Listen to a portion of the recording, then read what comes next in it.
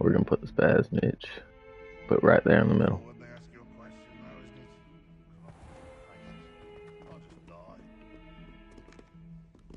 It is these gargoyles. I knew it. Anyways, so we're back. I went to work, got my shift done, played a bit of guitar. Hair's looking a bit funky because it's all been tied up in shit from when I was at work. Woke up like 5:45 this morning or some shit because I had to use the bathroom. My roommate was already in there, and then I was sitting there having to use the bathroom for a while, and eventually that just got me up, as it tends to do for most people, I would imagine. Anyways, yeah, so played guitar from like to like 6:30, I'd say, and that was literally just finger exercises. So I got that in for today. Definitely could do more. And then work, fun, listen to music, I guess. Fun, yeah, I mean, good time. Good people I was working with.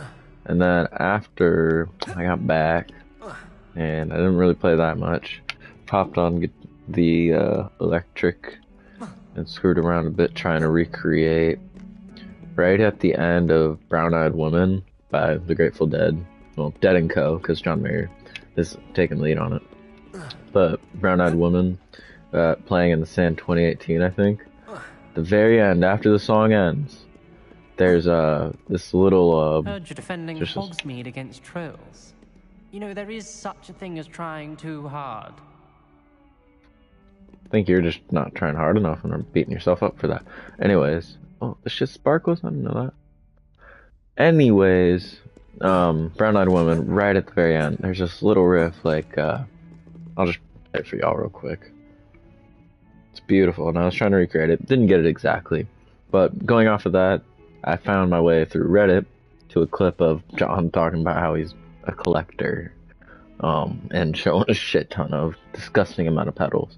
And then that led me to another video where he's talking about how he's bought so many pedals and it's insane. And one day at the very end, he got this pedal that was like a reverb pedal, turned it on, and it was like the only pedal in there, I think. And then he got Love on the Weekend from that. So I was like, just a ton of reverb? And probably a little bit of something else, but just cranked reverb. That's how you got Love on the Weekend. So I don't have a reverb pedal. I just have like a kind of a boost pedal. It's weird. It's got a level and it's got a boost. It's got 3 different knobs. It's got spectrum, level, and boost. So it's kind of a multifunctional pedal. Anyways, I had that on. I don't even know if I had that on, but I cranked reverb all the way on my amp, and I turned on just a little bit of chorus flange. Couldn't say that for a second. Turned on a little bit of that, and I got Love on the Weekend all of a sudden. The sound of it, or the tone of it. And luckily, with my talent, my blessed talent that I'm so grateful for, I just grabbed it. I grabbed the notes right away on the guitar. I mean, it took a little bit experimenting to get the exact right notes on the placement. I mean, I could be playing it differently than John. But the way I liked it, I found it in the middle of the guitar neck instead of playing up on the open area. And I got it. And all of a sudden I could play the intro to Love on the Weekend, like bum bum bum bum bum bum bum bum. I can't play it exactly, but I got dun dun dun dun dun dun dun dun dun. Got my own little version of it and posted that. Eric Clapton just posted.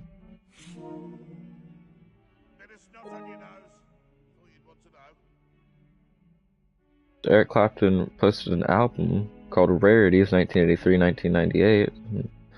So these must be bunch of little special songs from Clapton. I don't listen to Clapton too much. Specifically, which is fine. Anyways, yeah. So I got Love on the Weekend down on the guitar, which was fun and nice. When it comes to playing in the sand, I'll play all the little riff at the end.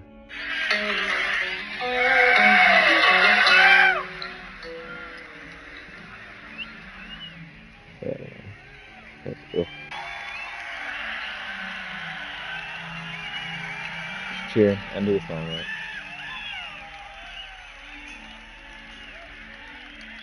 Like, these little things, like, dude,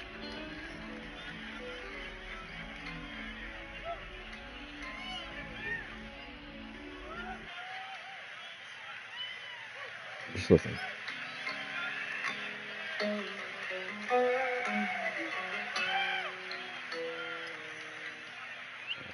Just that bum bum bum dun. It takes my brain wants to go. My brain wants to take that dun dun dun and go so many places with it. Bun bun bun. It's such a beautiful like. Ooh, I love that. I love that. Even though it's like freaking 5 seconds.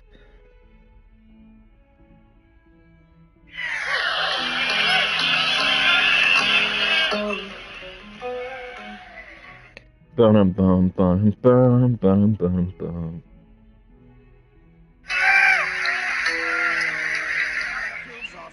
Dun dun dun. And like that's so simple. Just dun dun dun. But in the context, in like at least with my brain, where the opportunities that come from that, even but they leave it there. They leave it there, so it leaves me going crazy when I do things with it, and that's what I want to do with my music. I want to leave people going crazy, like that's so good in itself, and also think about the possibilities. I want people to make people feel the way I feel about that. That's what I want to do with my music.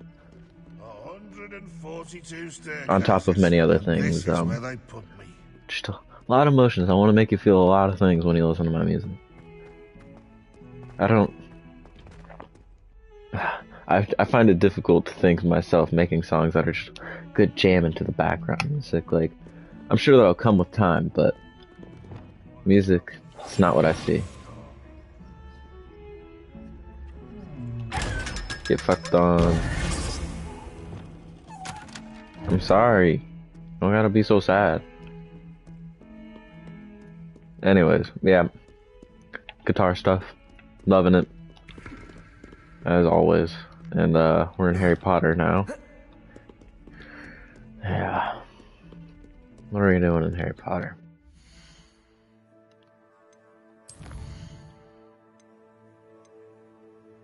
Besides the fact that kinda is adjacent to Love on the Weekend. It's not exactly the same, but it's adjacent.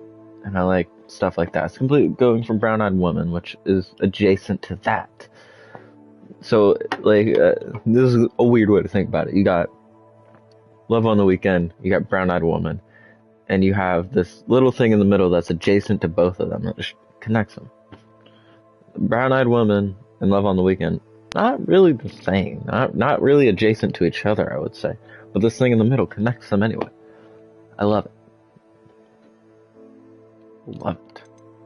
Now, if I'm really supposed to be level 6 getting the room of requirement, it's kind of, yeah.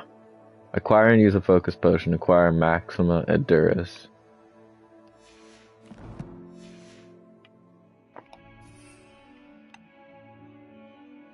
Oh. Well, we're moving the camera again. We're on top left. This will be our final choice, I believe. See how this works out. I know that's gonna fuck up other games, though. Ooh, gosh darn it, people. I wish we could just keep it somewhere. Ooh, thinking. We'll just have to switch it around as need be. But yeah, top left for now. Then potions. Endurus.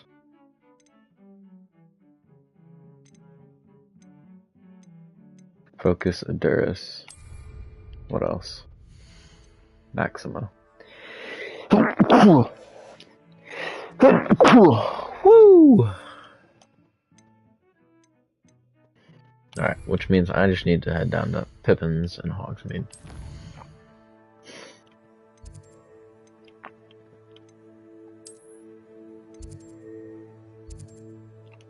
What's this little flag thing mean? I don't know.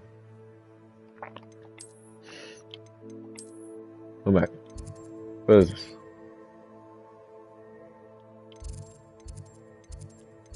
What? Ah.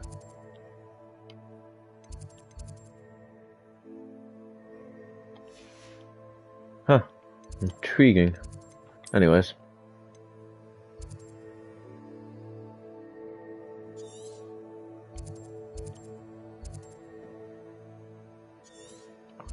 Wait, tell her I'm thinking of her, and I was wrong. If I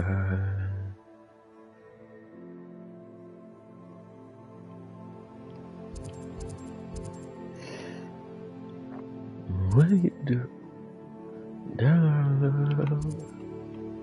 I'm thinking of her,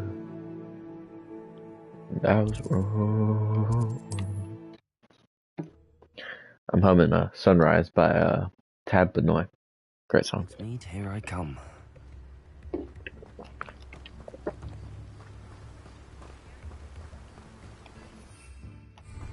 I've been playing Last of Us, I keep on pressing L1 to sprint. Alright, Potion Man. Welcome. Do let me know if I can be of any assistance at all. Yep, you certainly can. So I need focus. A wise decision. Thank you.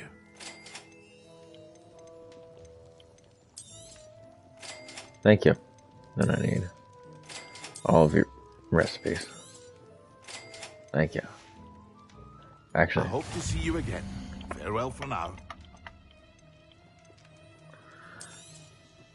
Very good. Never. I hope to see you again. Farewell for now. farewell for now.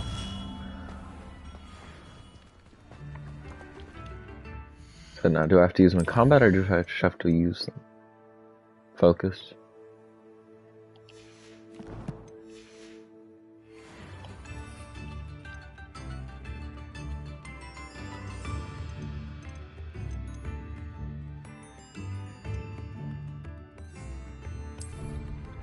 I say we head over to Revelio. excuse me. I said we head over yonder. Levioso.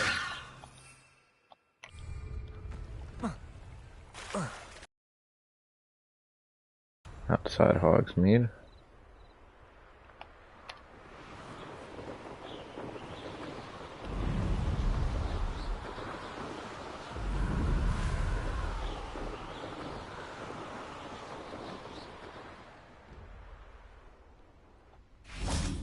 Revelio. Chocolate.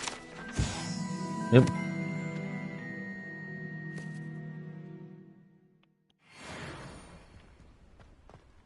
Shut your Expelliarmus.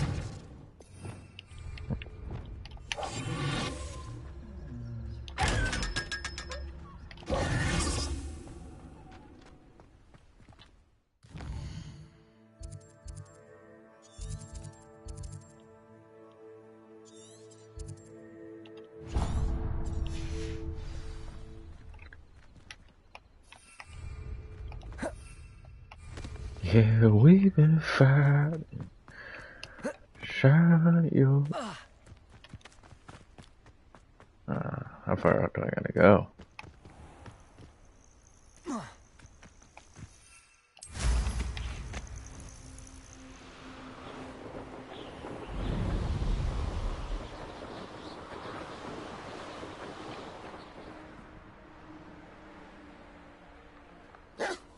Oh, just some dogs.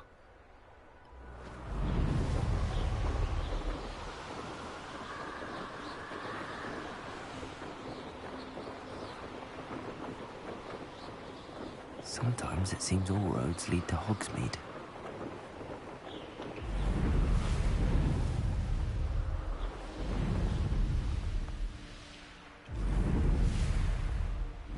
I really like to keep this place closed off. We'll learn about the perimeter. We'll learn about the perimeter.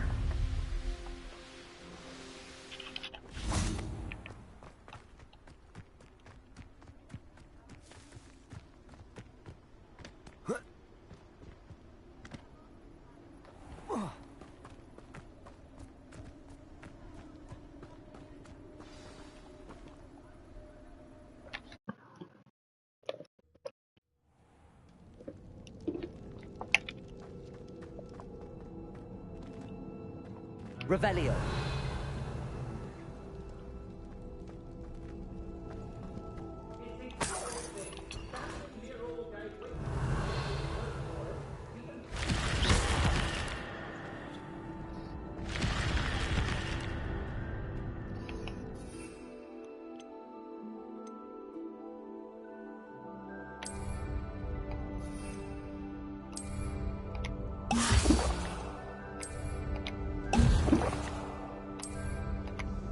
Excellent.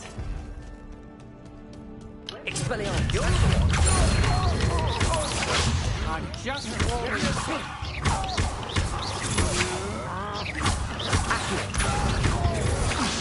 Expelliarmus. No! You're going to regret that. Oh, really? Well, do you believe I defeated an Ashwinder by myself?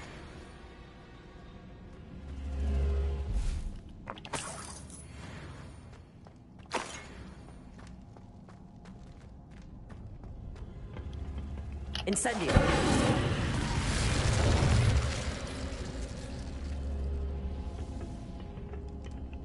Revelio.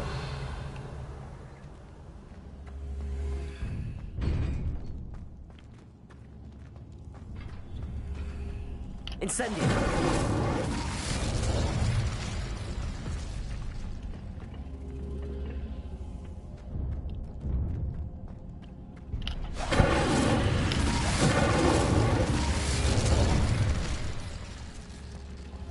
Revelio.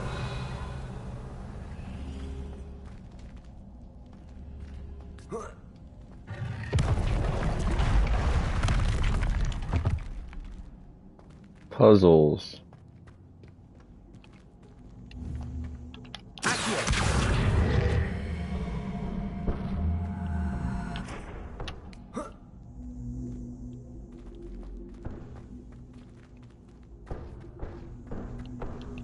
Okay, I see, I see. What do you do? I'm thinking I was wrong.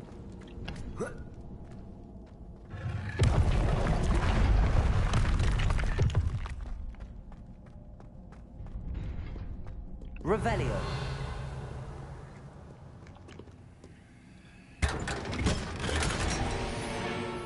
Hmm.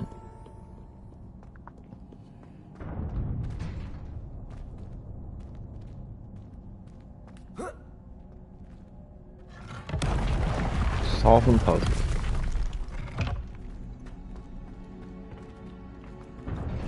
Yeah, we been fighting. Share your life.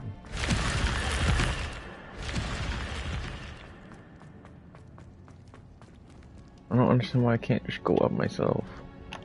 Always gotta make me go through loading screens.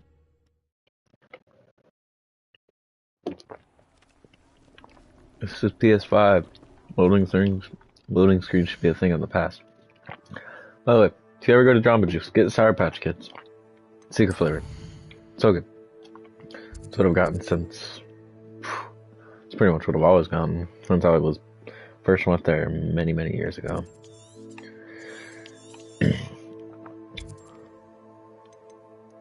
Shine your light, baby.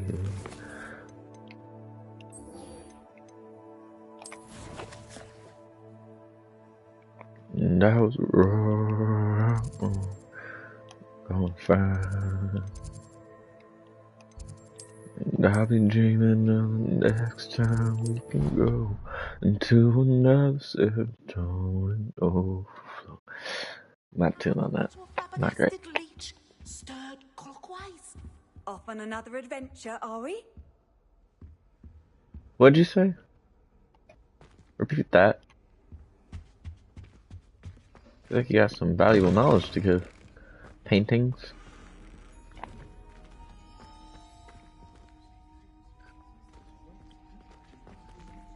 Y'all hear that whisper, right?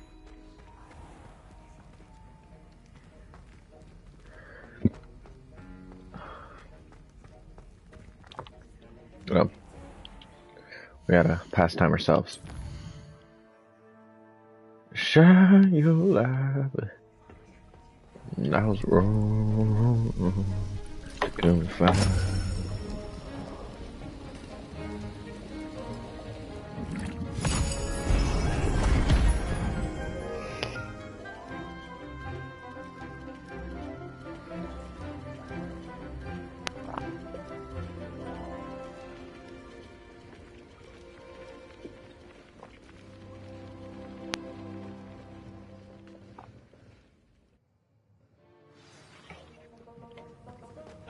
I wanted to learn about potions. Assignments coming along. They're going well. I completed your assignments, Professor. Good. You should be ready to learn Depulso. Perfect. Let's see what you can do. Concentrate. Do not let your mind wander. I got it.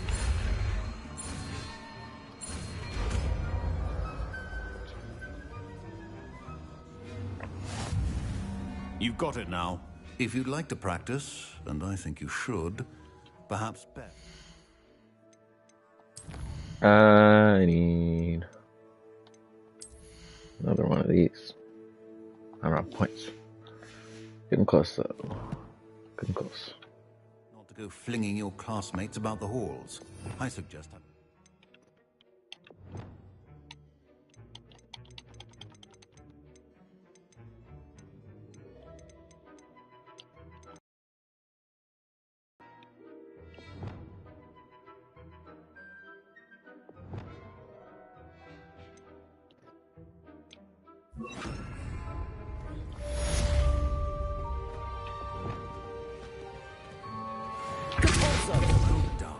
I'm glad to see that you seem staunchly determined to master your spellcasting.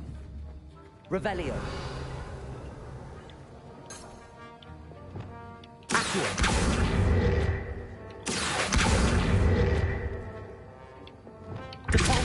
Still at it, I see. Well, repetition can be an excellent teacher.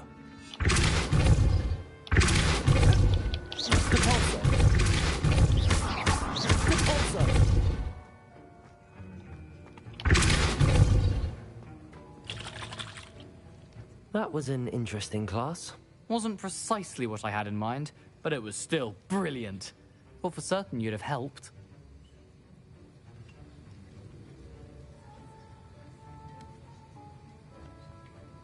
It did sound like fun. I shouldn't have been so concerned with getting in trouble. I think it's good to take risks every now and again, especially when it comes to potions class. Sharp may seem gruff, but I'd bet a few galleons he blew up a potion or two in his day. Best be off. Next time we talk, I promise, fewer explosions. I'm confused by this. What happened in class? What is he referencing? I don't know. Yes, give me the potions.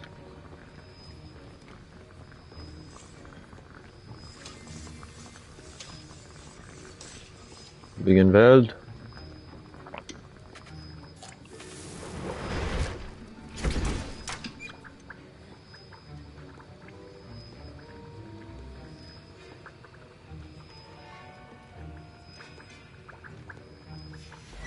Can't be bothered to sit here for another 30 seconds. I know how silly that sounds, I do. I'll be unrivaled at the next course. Sure. Keep telling yourself that. I mean, hungry people, I'm not gonna end stream because of it though. I'm not gonna end stream because I'm hungry. 3:58, it's already almost 4 o'clock. Ah! I woke up at 5 and it feels like the day's already gone. Crazy. I have to start waking up that early more often.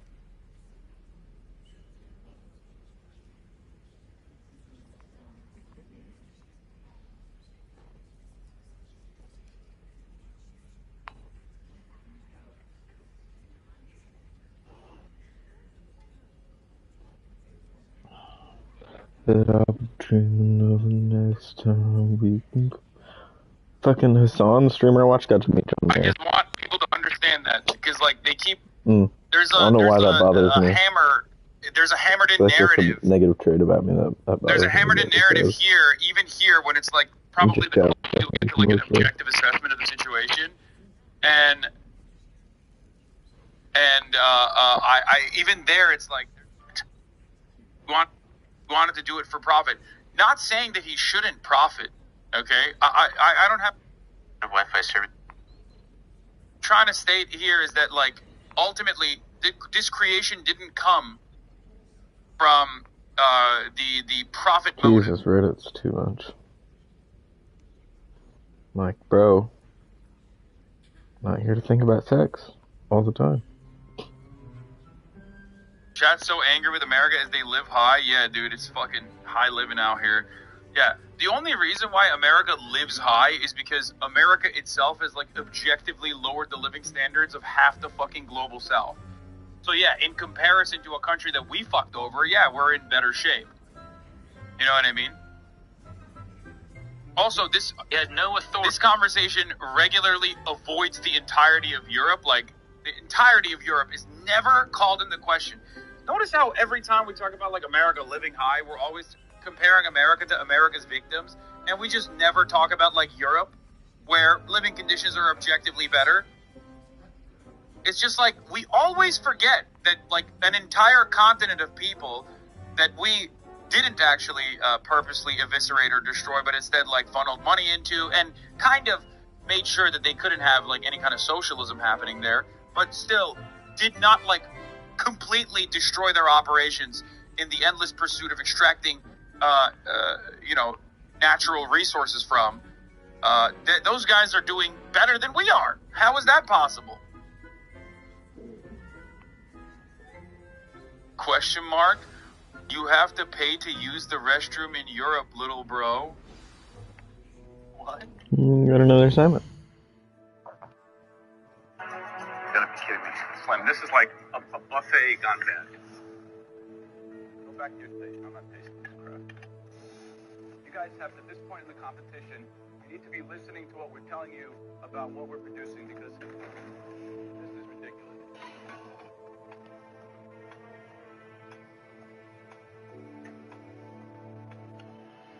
We're here to judge the contest. We're not here to eat raw flour or raw garlic. It gets to be almost kind of personally offensive. Not only am I advising you, we're here to judge the contest. We're not here to eat raw flour or raw garlic. It gets to be almost kind of personally offensive. Not only am I advising you to step up your cooking game, I'm also advising you to have a little respect. What's this? Baby powder with this up here. That's hazelnut and walnut. Tapioca, not with extra. Want to go from bad to worse as Joe heads down. Excuse me. If you had any sense, you'd stage a trip up and smash the plate on the way up here. Because that is evil. What the hell is going on? I just expect a little bit more, especially at this stage. The competition are really tight. Fire. You got a fire? Stand back. Just stand back.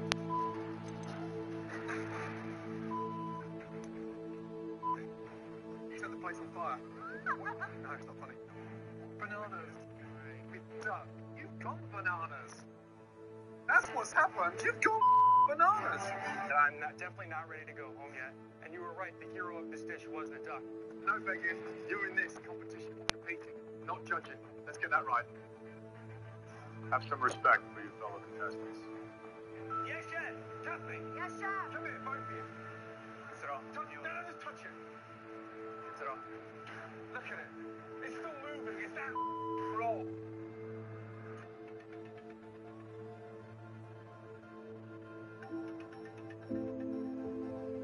What is it? Today we've got for you some.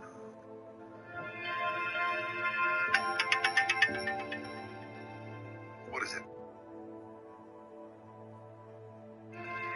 Today we've got for you some. So when you started this, you're the captain, Jack. Yes. Is this what you visualized?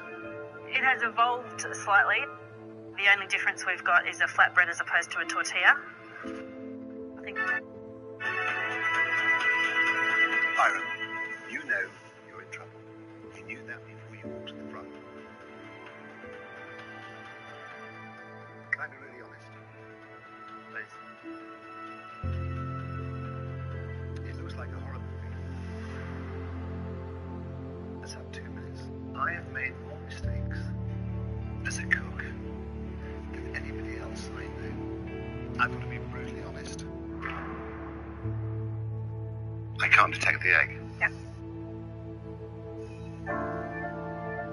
But you have created something which is very tasty. Harry, what are you doing? You're going to have fish, Harry. I know, Margaret. I counted. There was more than 85. I have no idea where they are. They just swam off. I want 4 kingfish. I want 4 kingfish.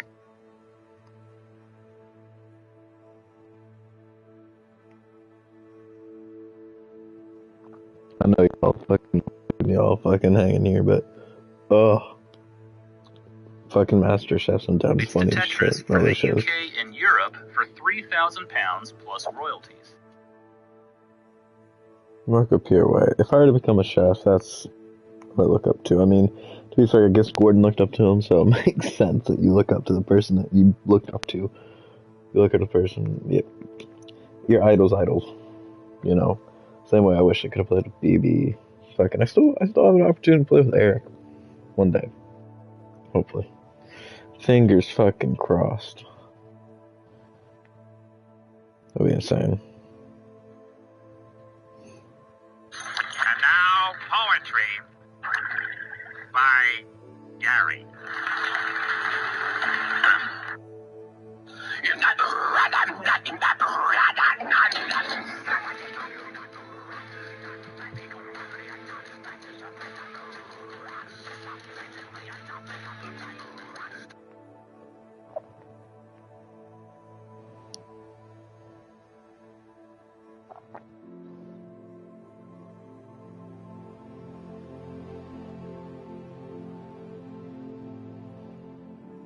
With New Cascade Platinum Plus, you can load this and get this. Dare to dish differently. When you get proven quality at lower than low prices with Kroger brand products, it feels like you're winning. Find your proven quality.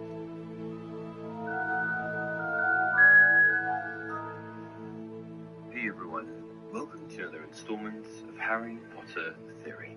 In this video, we're going to be discussing... Just found my friend Seth, I forgot to.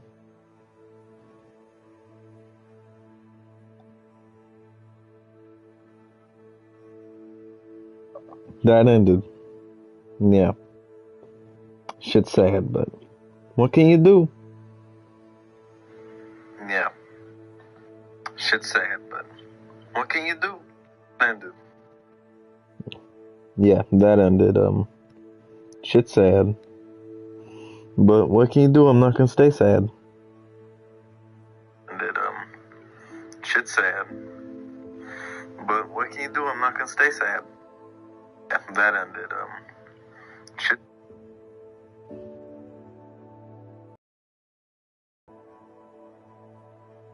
I won't say it. I won't say it.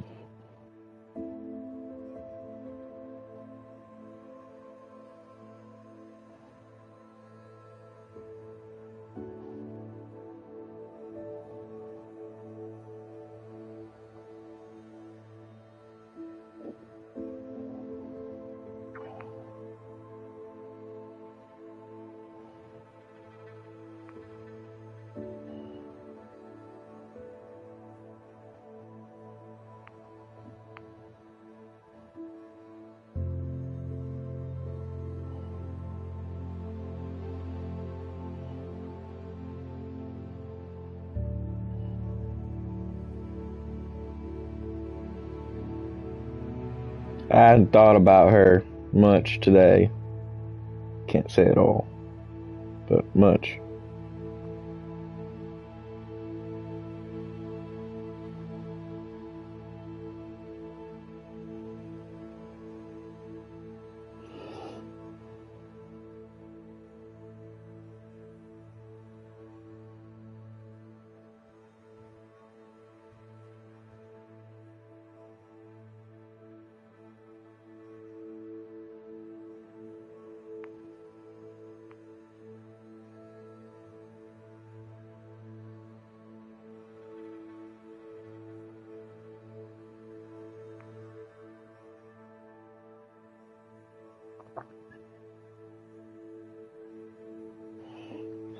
I know, brother. I've thought about that a lot, but I mean, I can't say I don't have any blame, but like, it's not my fault. It is what it is. It is what it is. It's sad, and so we forget about it and we move on. Thought about that a lot, but I mean, I can't say I don't have any blame, but like, it's not my fault. It is what it is. It is what it is. It's sad, and so we forget about it and we move on. Brother, I've thought about that a lot.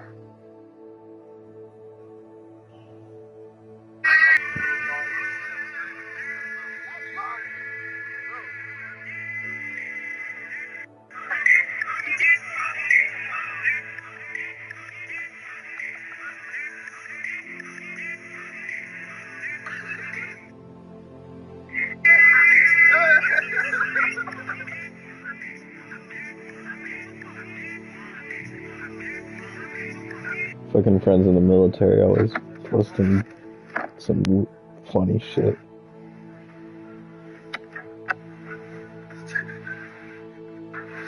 What up? That's my boy.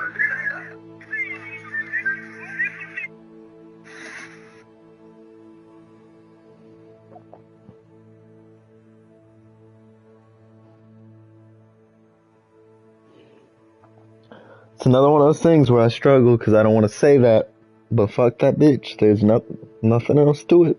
Nothing else to it. Her laws. Her laws. Because I don't want to say that, but fuck that bitch. There's nothing else to it. Nothing else to it. Her laws. Her laws. Another one.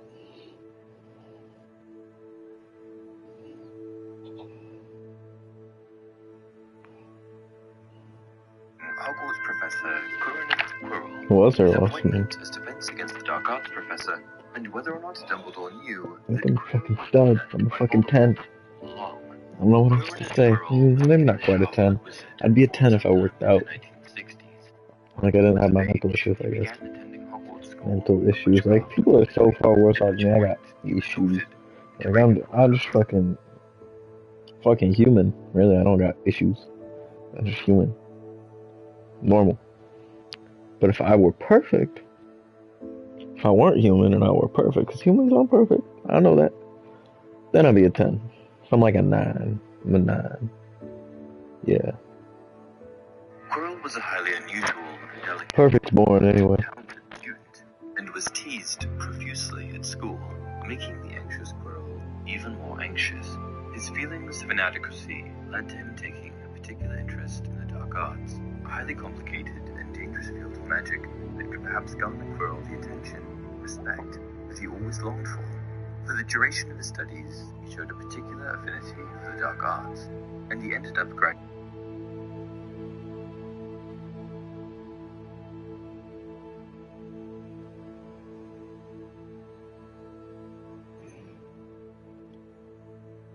Exactly, bro. You know what I mean. I don't want to label people, but like at a certain point, what else do you call them?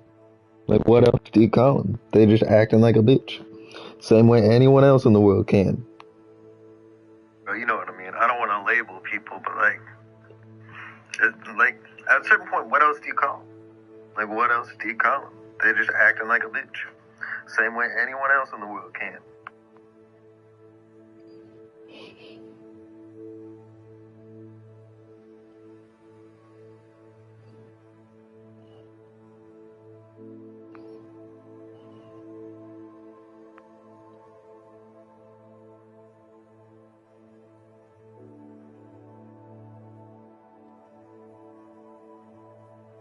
Quick one, but figured out that in order to get an effect on a song I wanted, it's literally just cranking the reverb. A little bit of chorus, so, yeah.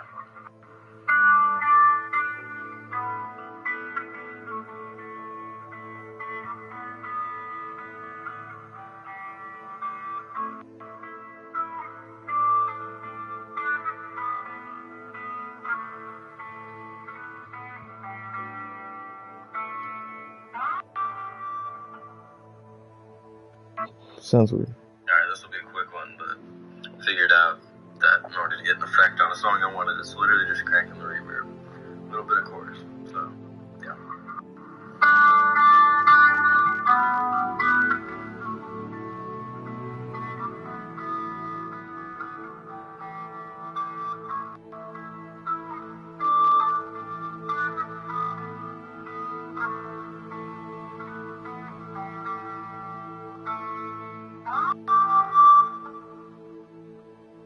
like I said.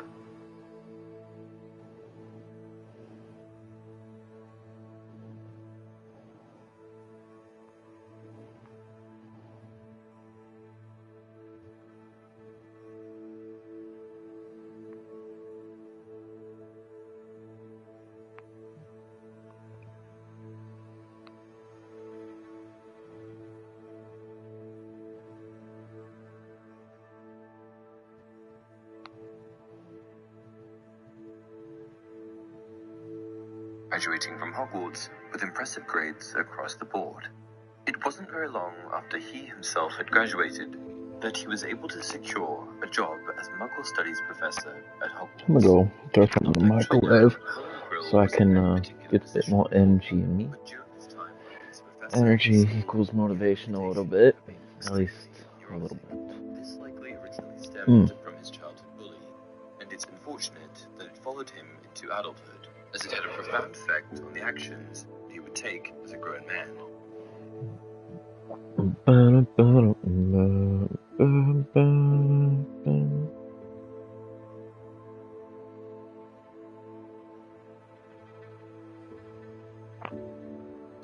I'm kind of playing Hogwarts. I'm mostly just fucking around. Well, I'm streaming Hogwarts actually, because I've been fucking streaming a lot because it's fun. But I'm mostly just kind of fucking around my phone. I need to go eat because I've only had that. I think I've only had that drink today to eat. So I need to make some actual food.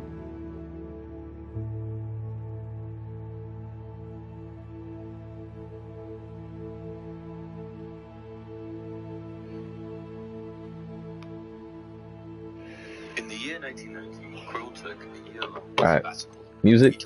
Need to chill, homie. Need to chill. First-hand experience in the field, where, in reality, his objective was to find Lord Voldemort, exceedingly curious about what had happened to the Dark Lord, tyrannizing the world in years on end. It was a trip that would change Quirrell and destroy what was left of a man haunted by his youth. Quirrell always wanted to be noticed and acknowledged. He wanted to earn people's respect, and he felt that Get if harder he was now? the one to track down Lord Voldemort, then he could finally earn the attention that he longed for. And find Voldemort he did. However, things didn't go exactly according to plan. For bathroom odors that Just looking through all this nonsense, see if there's anything fun. Oh, cursor. continuously fights odors in the air Yeah. and on soft surfaces for 45 days. Breeze. This is a Nissan sales event. And that's a killer deal.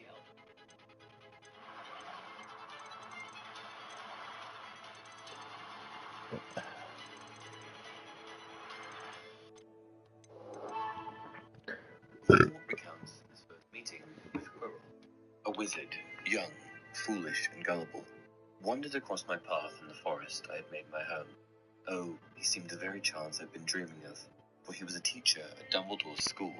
He was easy to bend to my will. He brought me back to this country, and after a while, I'll be I back. took possession of his body to supervise him closely as he carried out my orders. And when Quirrell returned to Hogwarts School after traveling, the other professors seemed to notice that he wasn't quite the same. Hagrid recounts Quirrell's nature. Side and you on the other? What? Oh, dude's still watching it. Returning home from his travels. Oh yeah, poor bloke. Brilliant mind. He was fine while he was studying out of books, but then he took a year off to get some first-hand experience.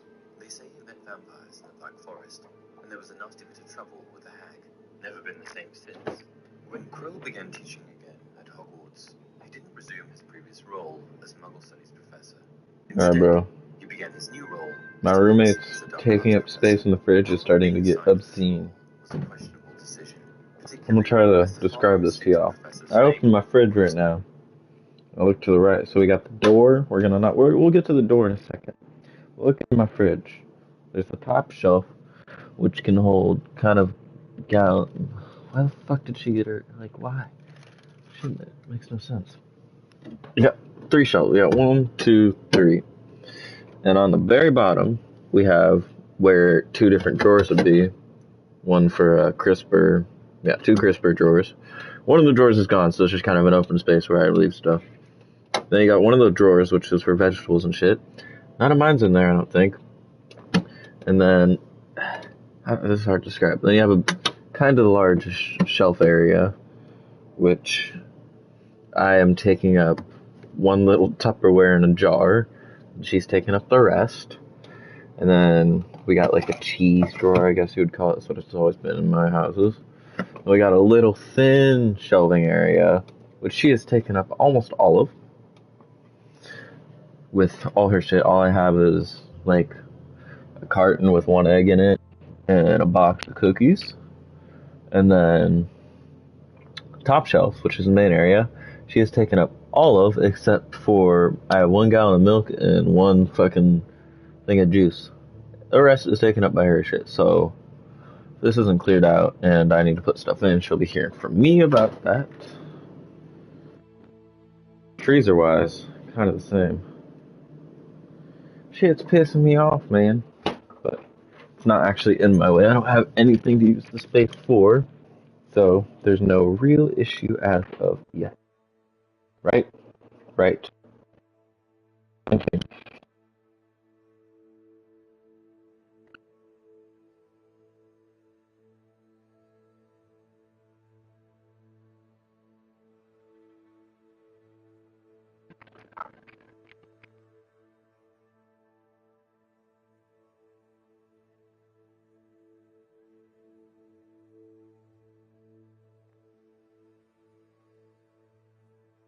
Glaringly obvious error in judgment.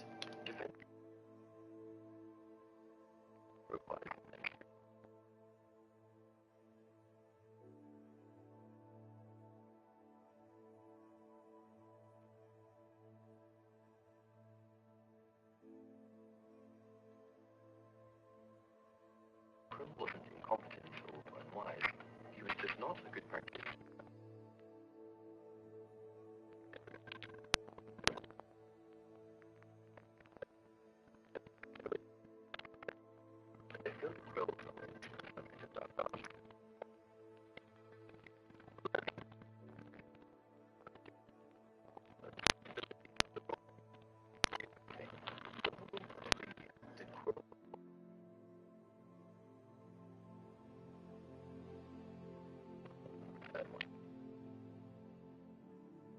I find it hard to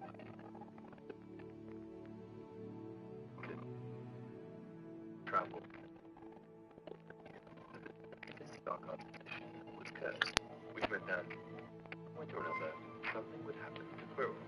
Dumbledore was also a legilimate, which means that he has the ability to read people's minds.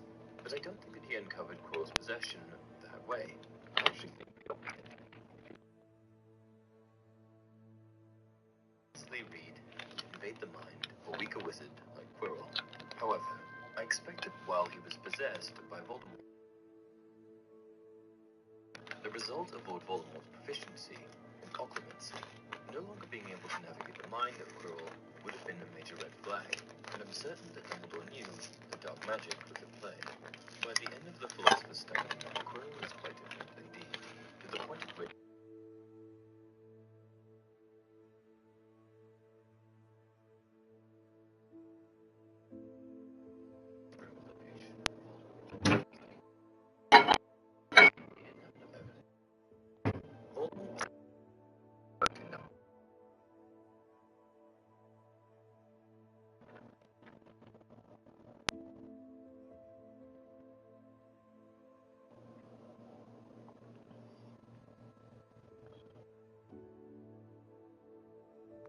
Gotta link my stream to my homie.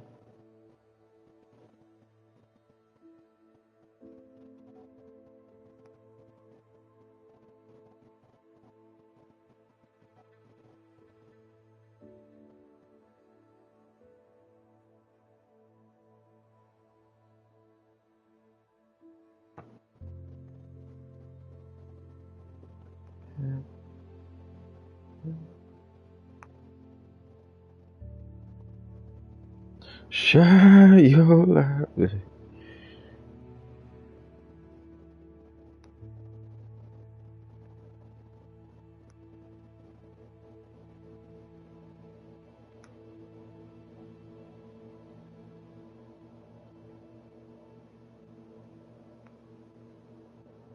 Dumbledore's favor, however, as Dumbledore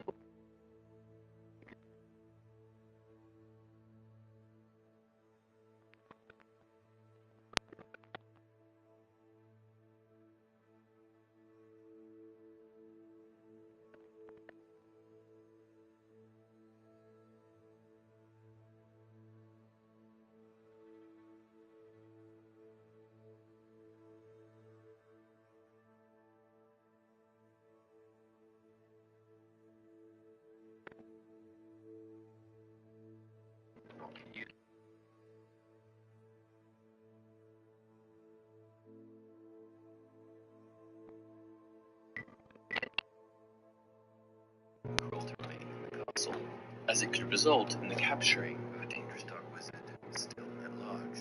By placing the stone in Hogwarts, Dumbledore knew that Voldemort wouldn't be able to resist the chance of obtaining it. It was the perfect plan. The only real risk associated with Dumbledore's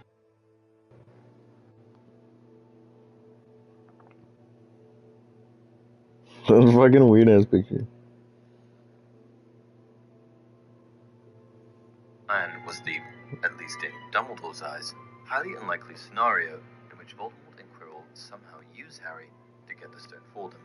In an effort to make sure that Harry isn't able to obtain the stone himself, he shows Harry the Chair of Erised on purpose earlier on in the school year.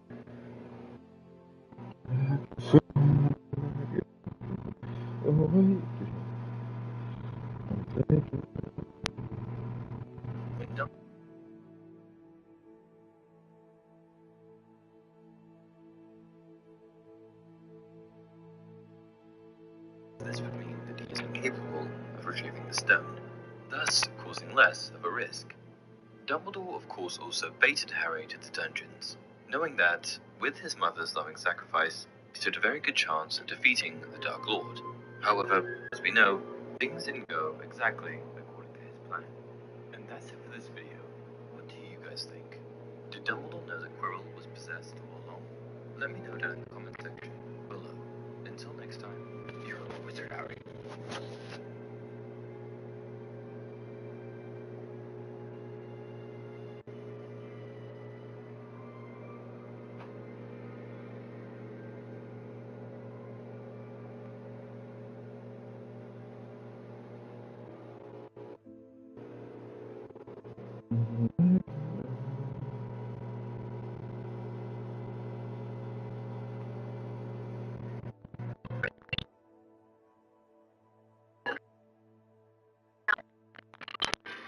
So, Tina, the first book, both of Harry.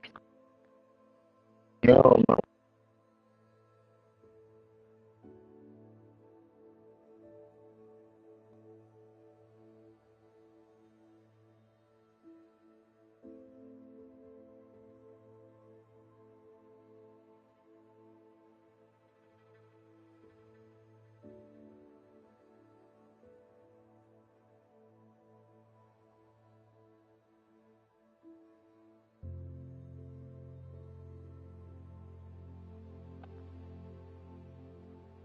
We just finished the pilot episode for Drake and Josh, and we were using a different song. I think it was a Lenny Kravitz for the theme song. So if we should have it to the show. So when you're out, so you hear the song come on, you know, hey, Drake and Josh is on it. So I got a call from the producers asking me, once we got picked up, asking me how much or how little I wanted to use my music in the show. And so we scheduled a meeting for, this was about a Friday, and we scheduled a meeting for Monday. And I got this thought, I was like, man, I should show up with a theme song for the show. And so I had a writing partner at the time, and I called him up and I said, hey, Michael, I got this meeting on Monday with the producers, and they want to talk about music. So I told him, I said, hey, we should write a theme song, and I should show up with a full-on theme song for the show. And, never having written anything like that before, I went over to his place where we recorded music It was pretty on cool. Saturday, and we sat down and we started to try and write a theme song. And we were listening to all the famous popular theme songs that everybody knows from all the shows we grew up on and everything. And and we were just coming up short, and nothing was working. And everything we would start, like, it's not even close to as good as, Saved by the Bell or this show or that show. And so finally, hours have gone by, and I said, let's not waste the day trying to write this theme song. Let's just write a song, So I was sitting on the guitar, and I was just like, super simple, right? And came up with the melody like,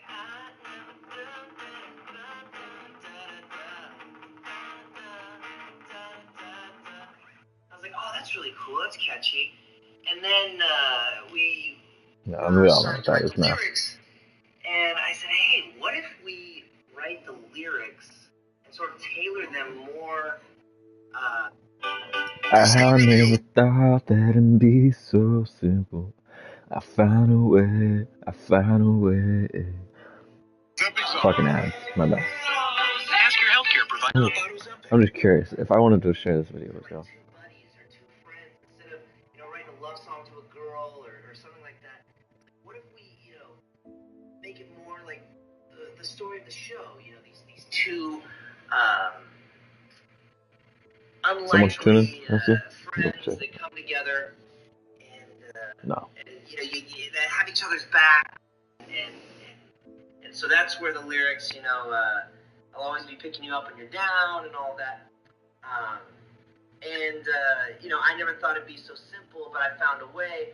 Basically, in the first episode, I never thought it would be so simple, but I found a way. I mean, that's describing how he wrote the song. He's grueling over and over, like, how do I get this? And he's like, earlier, 30 seconds, a minute ago in the video, he's just like, yeah, simple, right? Dun, dun, dun, dun, dun, dun, dun, dun, dun, dun, dun, dun, dun, dun, dun. Going up and down, back and forth, just little simple riff. I never thought that it'd be so simple, but I find a way. It's just beautiful. It's about the making of the song. It's about the show. It's just beautifully crafted little intro song, and I'm glad I'm learning about it because I didn't know all this. The Drake character is like, oh my god, how am I gonna, live with this kid Josh from school who, like, I'm not really gonna get. I'm thinking we're not really gonna get along, but then as the show goes on, we realize that even though we're total polar opposites, we end up really becoming friends and needing each other in the end. And so, I never thought it'd be so simple, but I found a way. I always thought that it'd be too crazy, but I found a way. If you open up your mind and see what's inside, then it's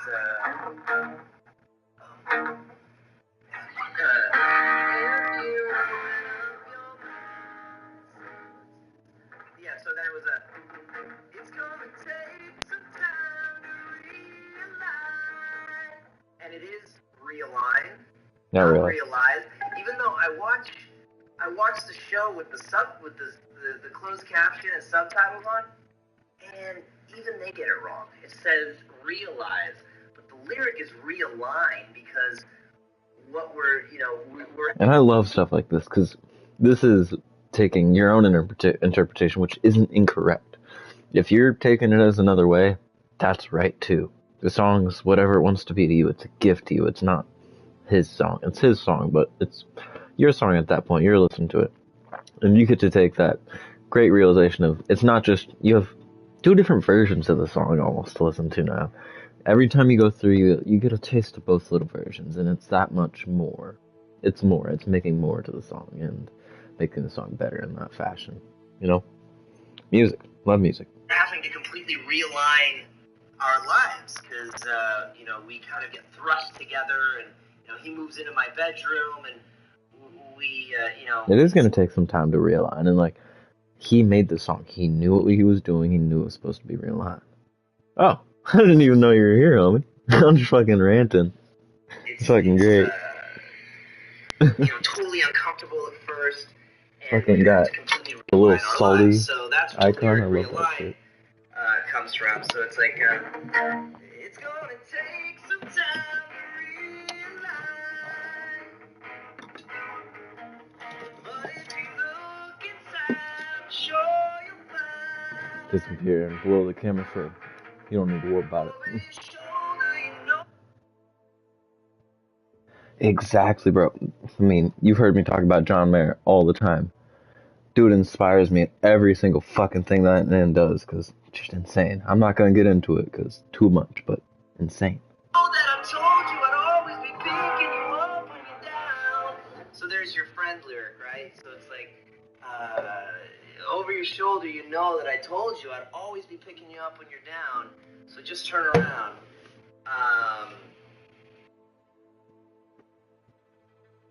Exactly, bro. Exactly. Fucking art and shit. Can't believe it took me so long to find this. Like, I haven't even been in the game of being creative and artistic for a year. Shit. But, yeah, and it feels like I should have been here my whole life. So it became a song about two friends coming together, and then it just started flowing. We just started, if you open up your mind, all of it started coming together, and we ended up writing the full song, and that's like the second verse. I'm never, now that I know that anything's possible, I found a way, and then it's like our friendship bond, no one can break what's so unbreakable, I found a way, so we're starting to work, and starting to come together, and we... Alright, open up chat. How do I open up chat? We'll figure that out. I know how I can do it easy. I can go to it on my phone.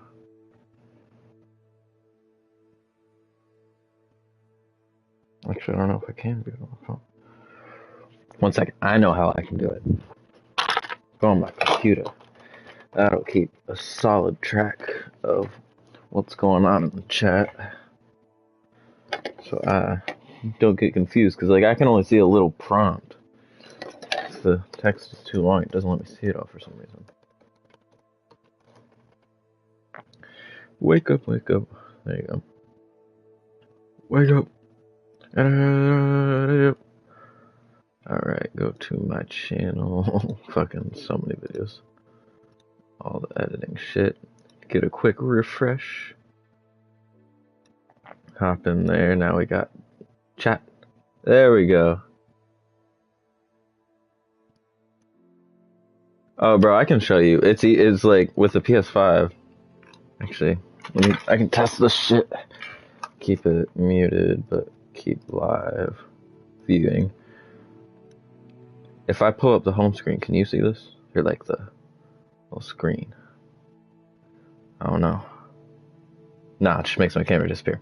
Alright, well, when my camera disappears, I pull up kind of like a mini menu, and there's like just a broadcast button you can go to there. So it's easy to do it on here. Hey, bro, I feel you though. Like that. I mean, I'm not too conscious about it all the time, but I always try to feel like, what if someone was just listening? Gotta keep it entertaining, because like half the time I just have it sitting on a fucking pause screen, ranting about whatever. We recorded like a 1-minute little demo version of the song, and tried to build the production as much as we can. Oh yeah, I forgot about that. Can't show this scene shit on PS4. It's annoying. I think it will do. Can't show the scene if I go all the way to the home screen, but yeah, I know PlayStation shit. They gotta update it so like I can switch games without stopping stream and starting up again, or like go to YouTube real quick, do some reacts. I don't know. I just gotta restart every time, and it's kind of annoying. But anyways, learning about the theme song to Drake and Josh. Speaking of, Let me see what's going on.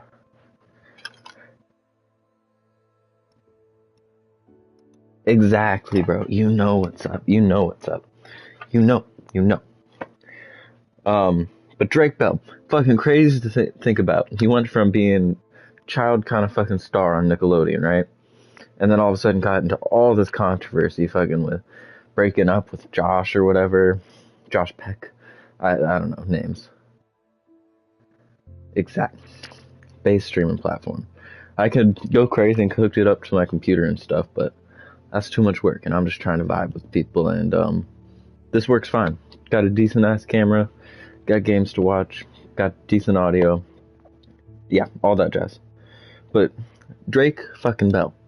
Dude got into so much controversy, he either didn't get invited to Josh's wedding, which pissed him off and was kind of a catalyst, or it was the other way around, like he was a bitch, and then that made him not get invited, which made it worse. Something like that. But in the end, dude abandoned America, went to fucking South America, and now he's a popular ass artist in Latin music. Like, what? This dude that was Drake and Josh. Yeah. Let me see. Yeah. I don't know. Dude kind of failed in America, right? But somehow went and became successful in Latin America. Like, this video that he posted that I was...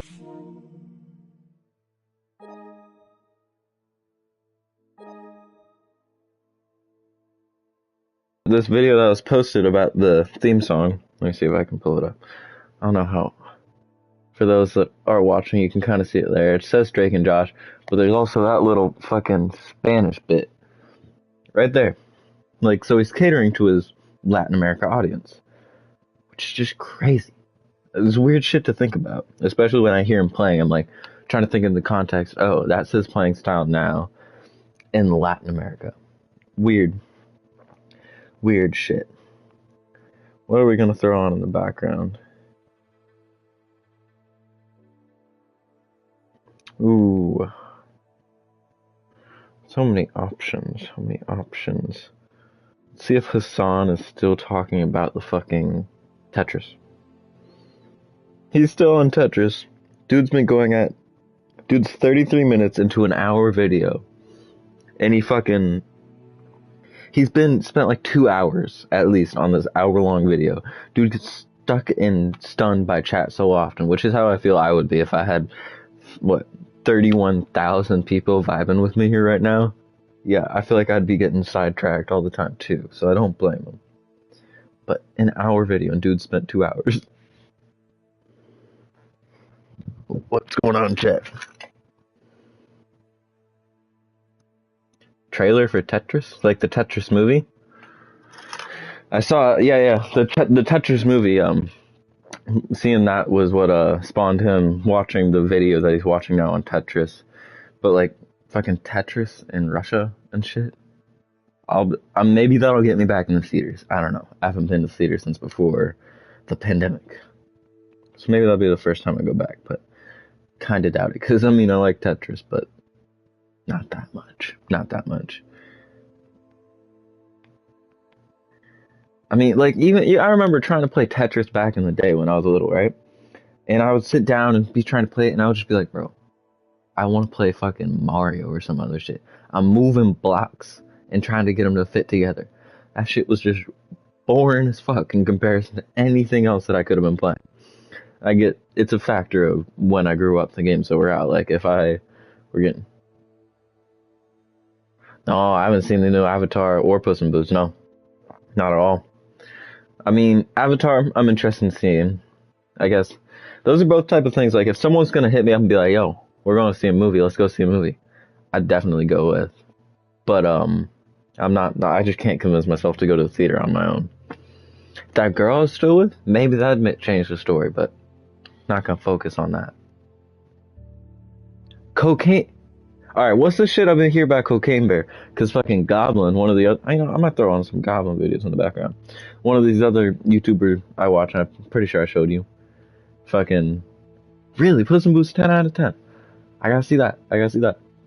But fucking Goblin was tweeting saying, Cocaine Bear follow me on Twitter or some shit, or like sponsor me. And I was like, why does dude want to get sponsored by something called Cocaine Bear? What is Cocaine Bear? And I didn't look into it, but apparently it's a movie. I got bear on cocaine.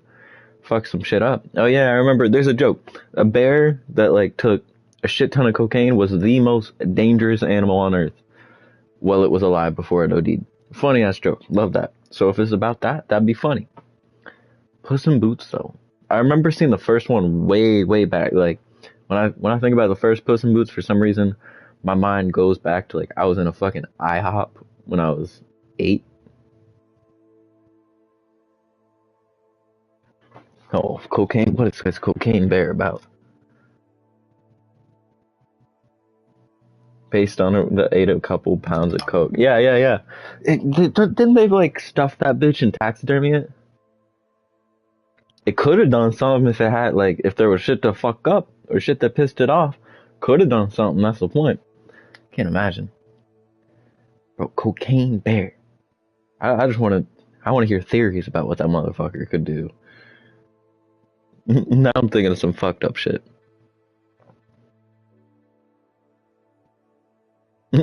Really?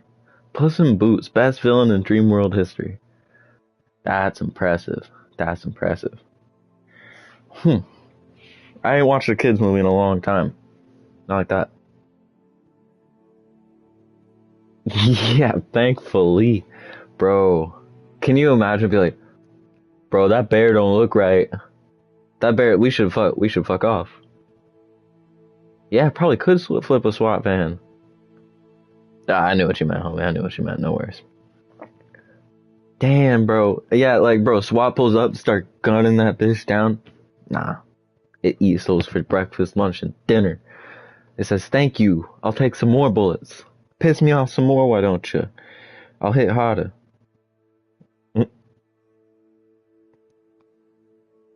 I got fucking foods in here that I gotta eat too. What are we putting on in the background? All the best unscripted. I hope you've watched Harry Potter, because I'm be watching some Harry Potter shit. But if not, I'll give more context as I can. All the best unscripted moments from the series. Harry Potter. I like to know ad-lib moments, because I guess going into that, a little bit of rant here. The reason I love that is because with music, my favorite thing is improv. Just off the cuff. Create something, make it amazing. Bro, it could have... Bro, more than a mag. I feel like if you're hitting it in Domsky, yeah.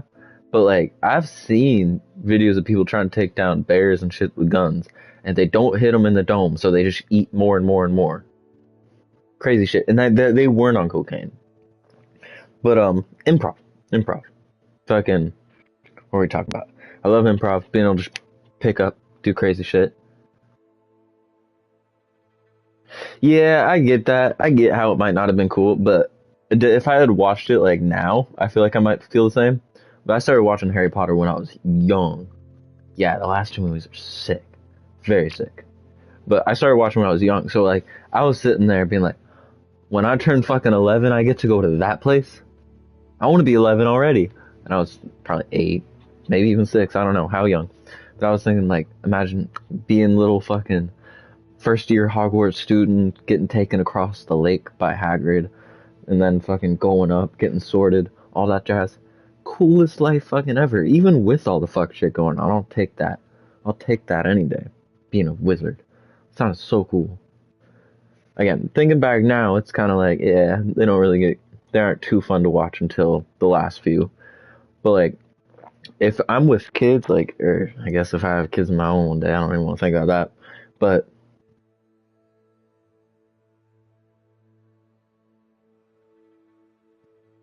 who was thinking Avatar's a real place? I mean, I get it's realistic, but you thought they were like, yeah, bro, they sent a cameraman up into space to another planet. They filmed wars. And then we're sitting back here struggling with basic shit like food or something. Like, I didn't watch I watched at least the first one. I didn't watch the one with Dumbledore in it, though. I know that for a fact. Because I saw Dumbledore was in it. I was like, they're trying to get nostalgia. They're trying to get me to buy in for nostalgia points. and that don't do it for me. I'm like, and like they changed actors or something. It was super sus, and I didn't hear great things about it.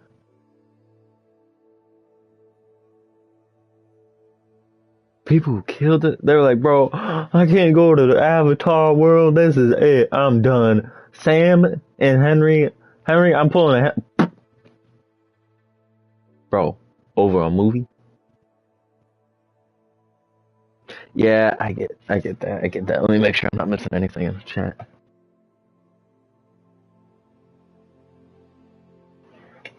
Yeah, I mean, the second think about the first one, you really gotta be a kid and like be able to put yourself in his shoes to get it.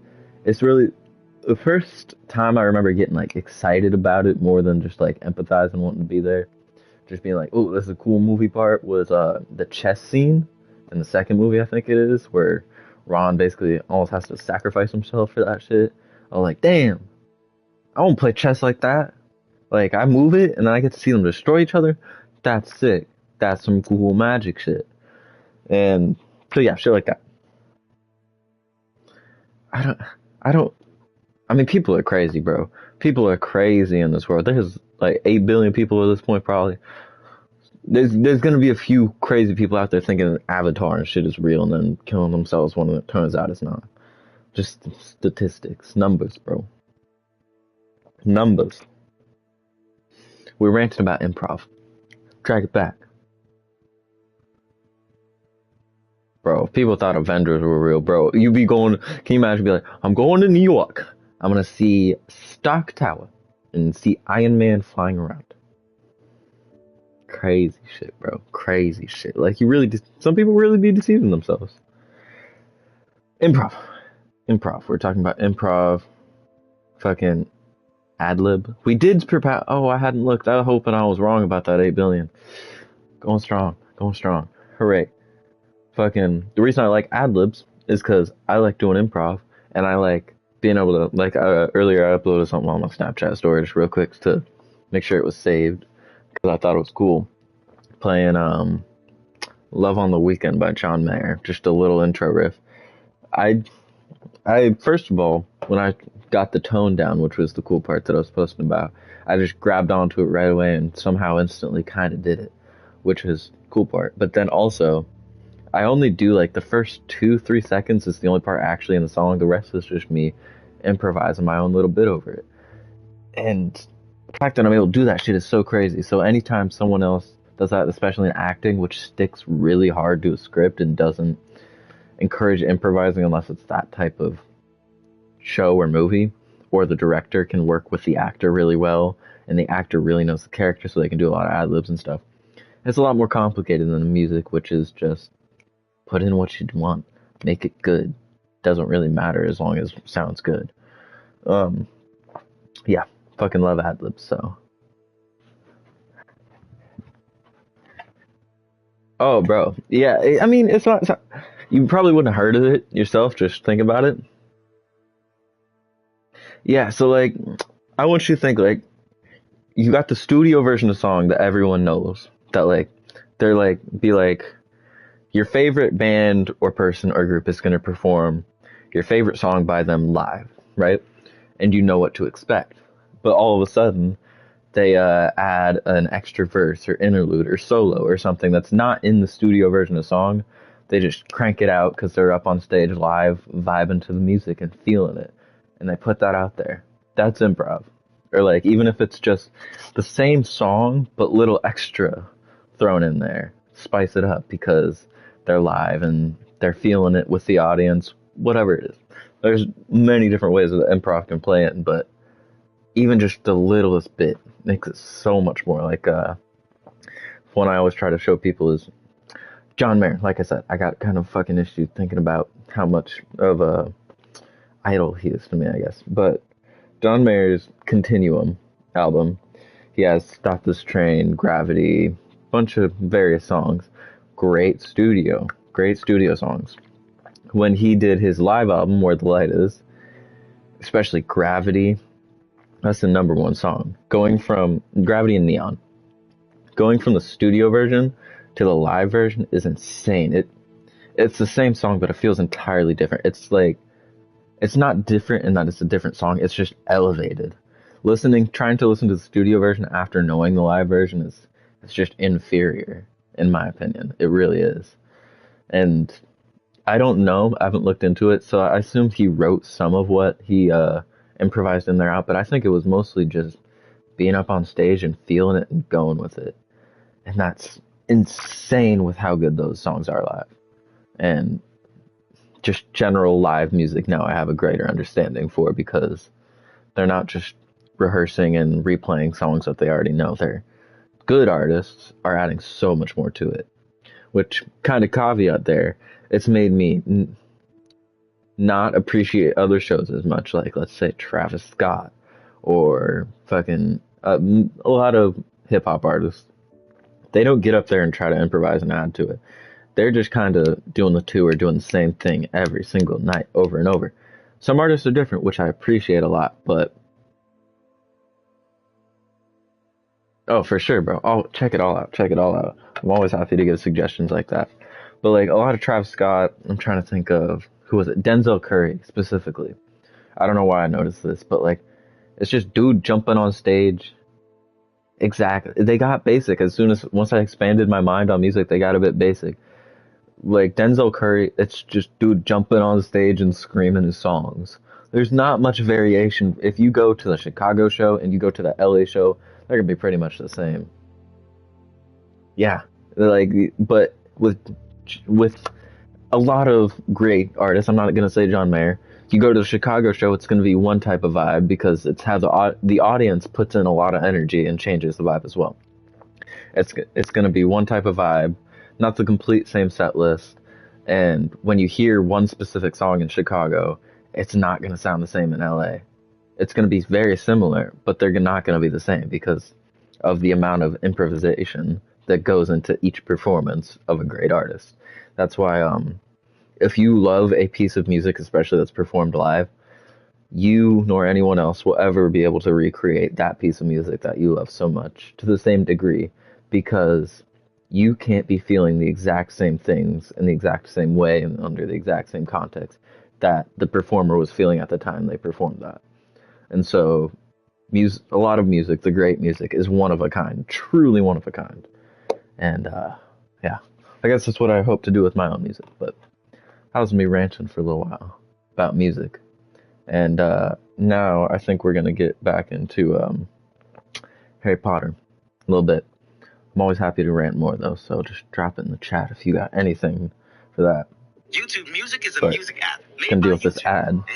Then we're gonna learn about unscripted moments from Harry Potter. We'll eat a little bit, and then we'll get back into actual Harry Potter. I am so confident that I'm gonna be able to. It's weird. It's weird. Like I don't like. It's one thing. It's the point where you don't want to jinx it, but like I'm gonna. I just gotta be in the right rooms with the right people. Ooh, it's gonna be great. Exactly, bro. Podcasts are the shit. I used to love Joe Rogan back in the day. He fell off though. Joe Rogan fell off hard. Like, I mean, I guess the main thing, last time I was really into Joe Rogan was, I don't know if I talked to you about Paul Stamets, the dude who inspired me to get into studying mushrooms back when I was doing that. Like, that was like 2018 or something when he was having him on. But, ooh, Joe Rogan used to be so fucking good. And then he just became a dumbass, bro. Dude argued with a doctor about like the effectiveness of, I don't know, ivermectin or something. But regardless of what the topic was, dude was arguing with a person with a degree in the profession about what's going on in that field. Joe Rogan, you are a fucking ape.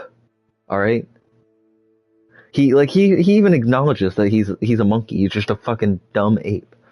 He's literally acknowledged that. And yet, he'll argue with someone that's an actual doctor. I gotta check the chat. Yeah, and you know what? Nowadays, I can appreciate Joe Rogan just to listen to some nonsense. Fucking, thinking back, bro. That's kind of relevant, though. Aliens. I mean, I watched Joe Rogan because, like, he'd talk about aliens and have people on that talked about aliens that kind of reputable, at least a little bit. But nowadays, we got a lot of alien shit going on. We're popping weather balloons. We got shit going on all over the earth. Although, from what I actually understand, it's not aliens. Because, I mean, think about it. If there were actually fucking aliens coming down, they wouldn't get shot down. And if they got shot down, they'd let us know to stop fucking shooting them down. They, like, bro, you're talking about motherfuckers that travel interstellar. Bro. Are you talking about John Bernthal's podcast, or that's...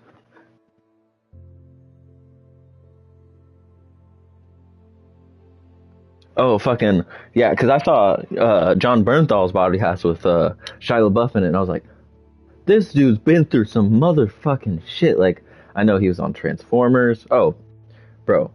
I'm not saying aliens aren't real. Aliens are real. I know that for a fact, just statistics. But they're not here, as far as I know. I mean, I'm not 100% sure. They could have been here for a long time for all I know, but like, there's not aliens coming down saying, what's up, we're studying you. Nah, I don't think that's happening. We'd notice. Probably, I think. Maybe they got a cloaking device. I don't know. Going too deep into it. But like, those shits that we're shooting down, they're not aliens.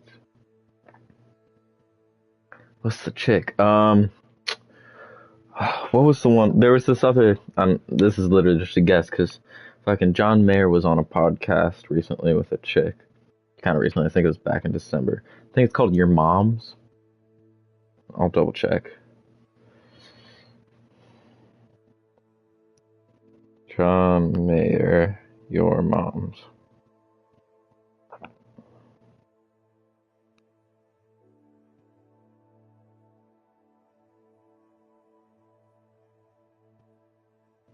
John Mayer. Go to podcast. Oh, it's Alex Cooper's Call Her Daddy. I, for some reason, doubt Shia LaBeouf was on that, but that's the one that, when he mentioned it, made me think of. Oh, bro, I've seen all that shit, but like, let me double check.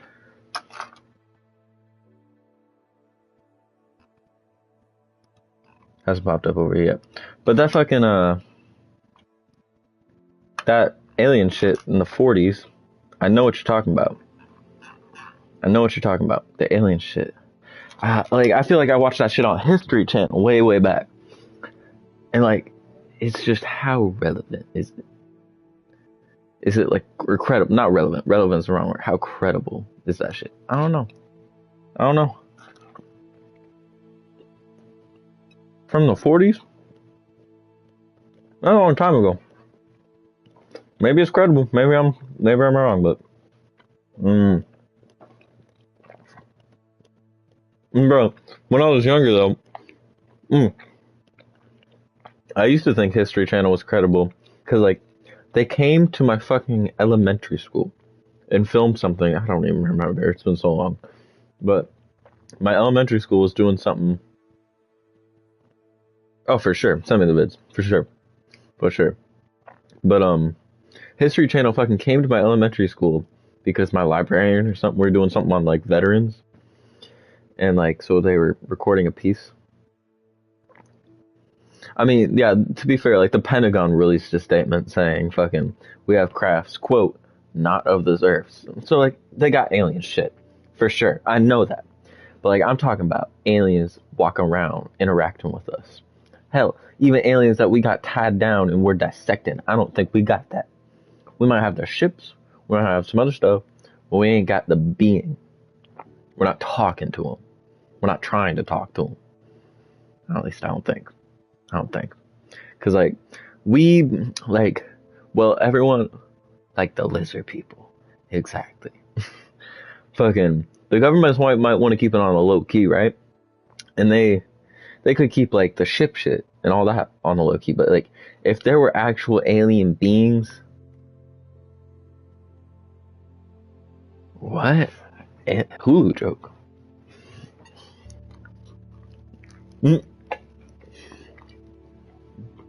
I gotta see that Hulu ad.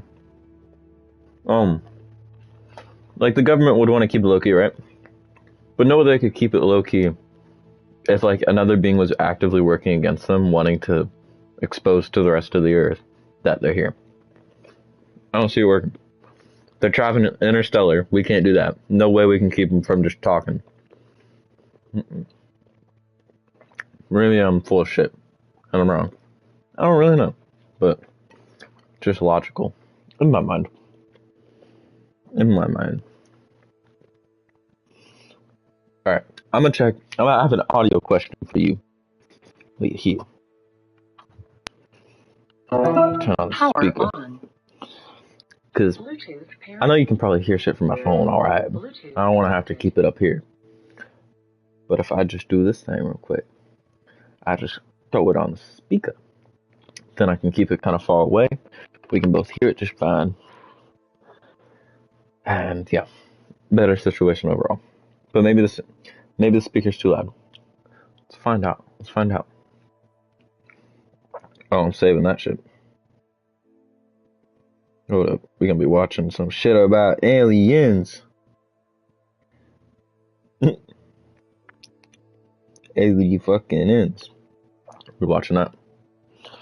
Testing the speaker though, that's what we're on. Ooh, you missed my rant at the beginning of the stream. It was so great. Ugh, I had a rant about what I was learning on guitar and a song. And I'll play this little ending bit for you that I was ranting about. And it's literally like 2, 3, 4 seconds. Hey bro, sometimes like if you skip over stuff, you're not gonna know what you're looking for. I mean, bro, I'll send you this. I'll send you a link to a 10-hour conspiracy iceberg on a shit ton of conspiracies that are cool as fuck. I'm gonna have to watch. But some of them are like, after watching the 10 hours, bro, giants might be real. Giants might be real. That's what I think. But detour from the rant to another rant real quick. I'm gonna show you this little bit of the song that got me so excited. So we're gonna go back to like minus 30 seconds, I think. So this is the song that was playing is not really too relevant.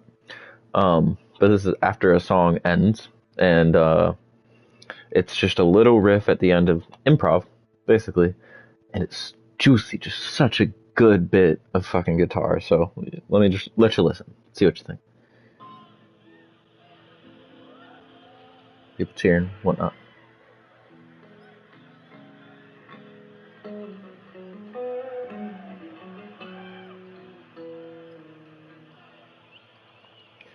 That's it. Bum bum bum bum bum bum bum. That's it. Bum bum. But something about that, I can't tell you what. I would play it back over and over again, but I don't want to get annoying or repetitive or some shit. Just juicy. My brain wants to take that and go so many places with it, do so much with it. So great. Fucking love music. And that's just, they're done with the song, so they're just bum bum bum bum bum bum. Messing around with the guitar real quick. But that's a whole song right there.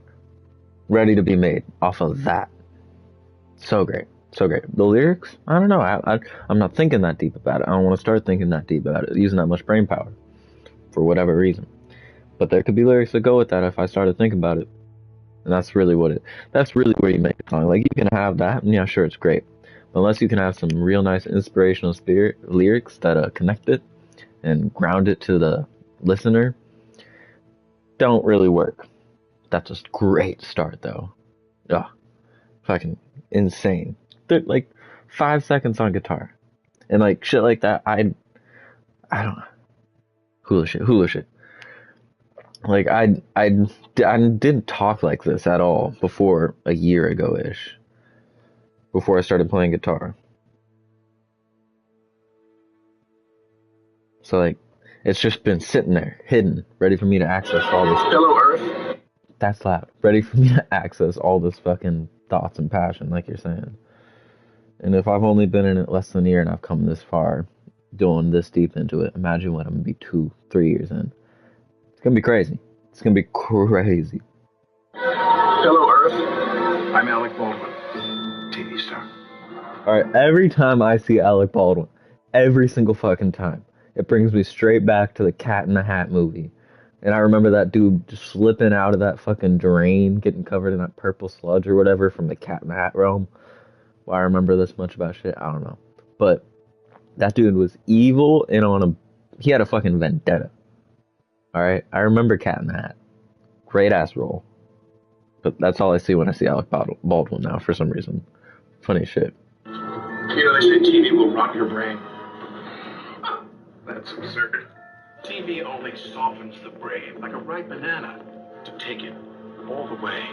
We've created Hulu. Hulu beams TV directly to your portable computing devices, giving you... Bro, he did. It was bad. It was bad. But I mean, she was hot. I'm not gonna lie. But like, bro, chill. Her kids are right there. Like, and trying to ship Conrad off to school. I don't fuck with that. That's not cool. more of the cerebro-gelatinizing shows you want anytime, anywhere, for free.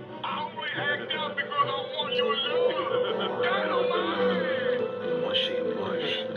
And the best part is there's nothing you can do to stop it. I mean, what are you going to do, turn off your TV and your computer? Once your brains are reduced to a cottage... This seems like not a good ad, but it's funny as shit. Cheese like mush, we'll scoop them out with a melon ball and gobble them right on up. Oops. I think I'm drooling a little. Because we're aliens. And that's how we roll. Hulu, an evil plot to destroy the world. Enjoy.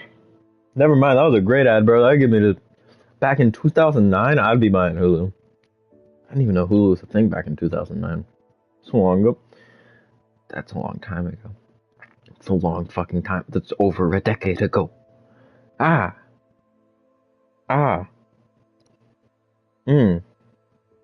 Yep.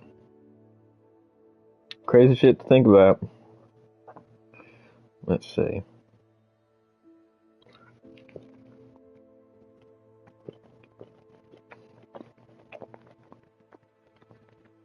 Alright. I don't want to make you sit through videos that you already watched. So I'm gonna watch those in a bit. And I'm gonna watch them. Oh, fine. Get fast, free 1 to 3 day shipping when they just can't. Harry Potter. Chewy. Talking about Harry Potter apples.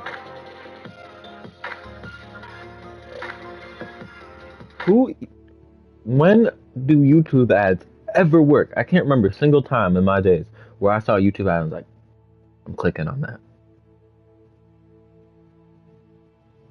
Nothing out brains. Oh, hold up. I'm gonna check the chat real quick. See what's going on. Oh, no, for sure, dude. Like, I remember when Netflix came out and was just showing Blockbuster. I remember before, like, I remember when it transitioned from, like, you buying discs to, like, hey, bro, little quick side rant. Go back to Netflix in a second. We've had multiple people jump in and out. This is good. That we got more people jumping in to tune in and check what's going on the stream. That's a first, because I think it's because it says 2 people are watching, but it's you and my computer over there open so I can check the chat. Anyways, we're going to get more viewers here soon. We might actually get a community going. That'd be crazy. That'd be great. That'd be awesome. But we're talking about Netflix. Going back to that. I remember when it first started, and it was like Redbox. You had to go and pick up the disc, return it, and it was great. That was a great, or you could mail it. You could do it through the mail too. And then all of a sudden, instead of doing that, they were like, you can go online? Like, there's an app for it on the Wii? What? And we started using that more.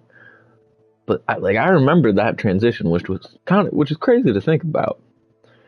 It's real weird to think about. But I don't remember Hulu getting the game till like way later. So it's crazy to think that it was 2009. Maybe I got my years and references mixed up because I was so young.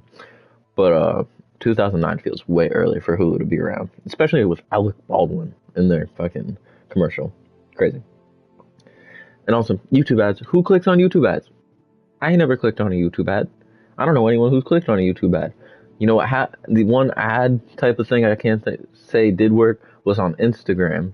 They advertised Surfaces, which is a music group. Or 2 guys, I guess. and I've discovered them through that. And like it was only maybe on their second album. They were super small. Almost no one knew about them. And now today they're huge as fuck. And that's one of the few groups or musicians that I've been able to follow from being small to being huge, which is great and crazy. But Instagram ad led me to them. I wouldn't discover them until they became way more mainstream, had Instagram not giving me their ad. As for YouTube or anything else, can't say they've ever led me onto anything. Maybe they're wrong. Maybe like they led me onto it, but I haven't clicked on an ad except for Instagram. So yeah, that's a little rant about that. Let's watch some Harry Potter shit. How the funniest scene with Draco Malfoy became a total improvisation? Why did Jason Isaacs' unscripted moments drastically change the Chamber of Secrets? And which ad-lib scene with Ralph Fiennes scared the bejesus out of his co-star? Hi, I'm Dylan, and you're watching Awesome Movies. Draco's funniest line.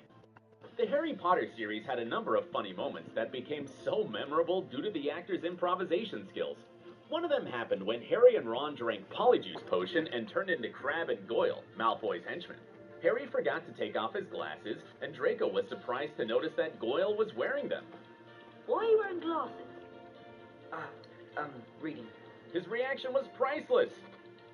I didn't know you could read. Well, in fact, none of us knew that Goyle could read. And you also probably have no idea that the line was improvised because Tom Felton forgot what he was supposed to say. I knew His that one. response turned out to be better than the scripted one. But that wasn't the only improvised scene by Felton. At the end of the film, when Hagrid returns to Hogwarts and everyone stands up to clap, Malfoy better than the scripted one. But that wasn't the only improvised scene by Felton. At the end of the film, when Hagrid returns to Hogwarts and everyone stands up to clap, Malfoy isn't happy. But the actor who played Crabbe seemingly got caught up in the moment and tried to stand up too. Felton pulled his colleague down to keep him from ruining the take, and it was so similar to something That's funny as shit. I thought that was scripted. Malfoy would do. But it turns out he wasn't the only Malfoy who was good at ad-libbing. Lucius Malfoy is a master improviser. Jason Isaacs was an excellent choice to play Draco's father. He contributed so much to the character and added multiple unscripted moments to the Chamber of Secrets, despite only being in a few scenes. Remember how Lucius was talking to Dumbledore in his office at the end of the film? When the headmaster confronted him, Malfoy was supposed to leave, but instead, Isaacs ad-libbed his line. Mr. Potter will always be around. And the improvisation didn't end there because Daniel Radcliffe stepped in.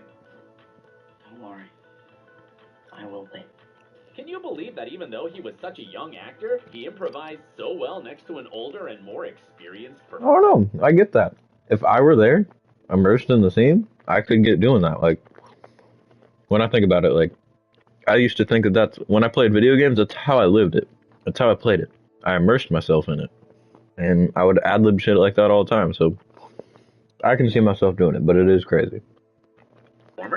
And as Malfoy was leaving, the actor decided to show just how cruel Lucius was and kicked the air, essentially kicking his house elf, Dobby, who was added in post-production.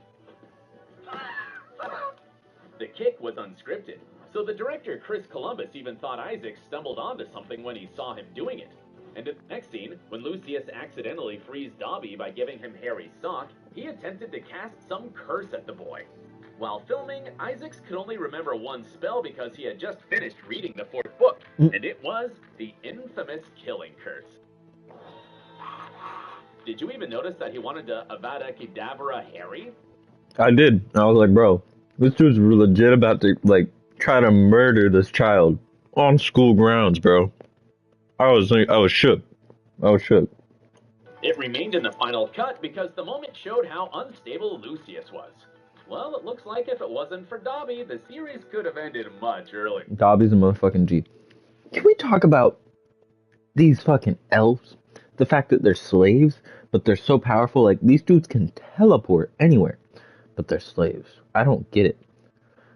Elves rise up, bro. House elves, y'all don't need to be treated like this. Y'all could be treated better, and you could take what you deserve, which is just some common decency.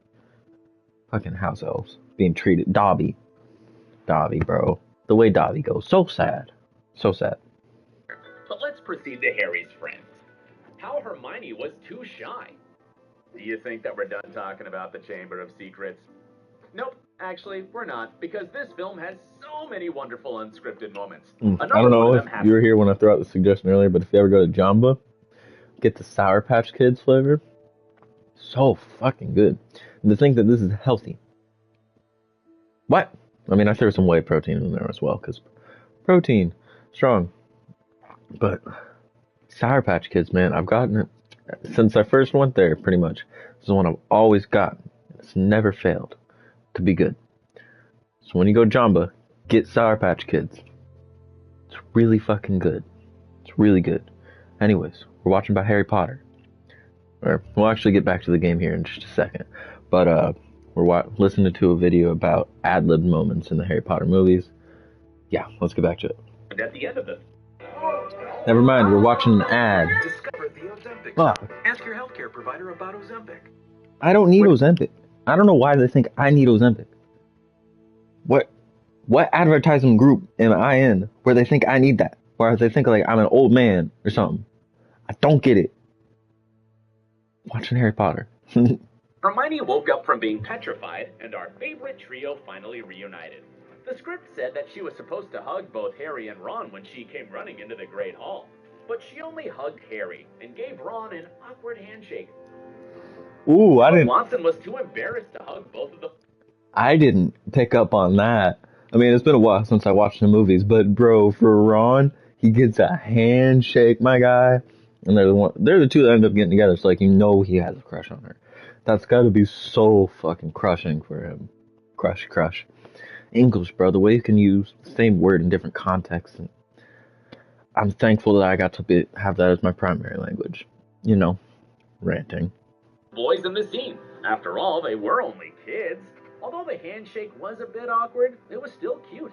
And if you think about it, this unscripted moment foreshadowed the subsequent development of Hermione and Ron's relationship. What I was just trying to explain, put in better words. Exactly. It looked like she was too shy to hug him because she already had feelings for him. The scene worked out great, didn't it?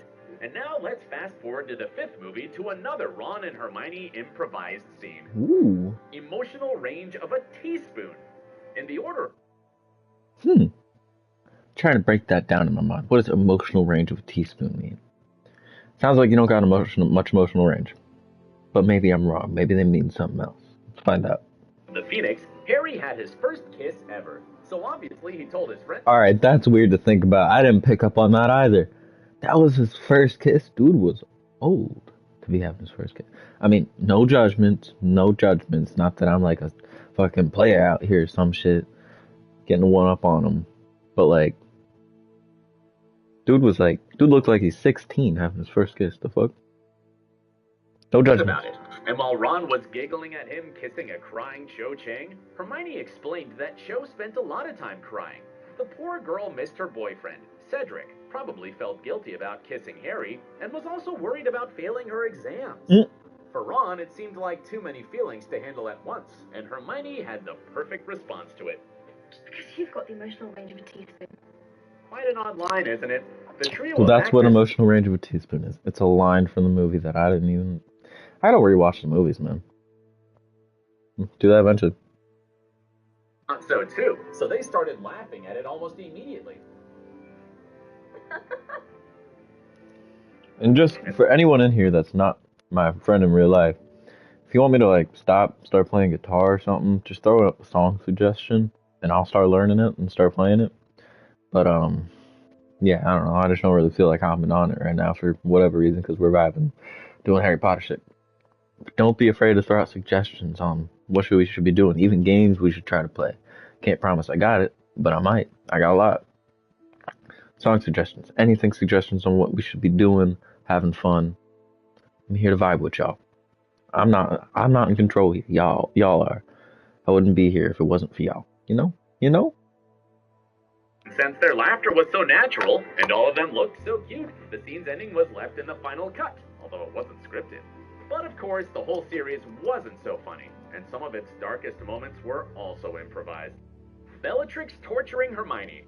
If you already love Emma Watson, you'll probably love her even more when you learn how she improvised the scene where Bellatrix tortured Hermione in the I feel like I Malfoy heard manner. about this. As the Deathly Hallows director David Yates explained, to make it as believable as possible, Watson did extensive research. The young actress even asked his assistant to help her find documentaries where people talked about what it felt like to be tortured.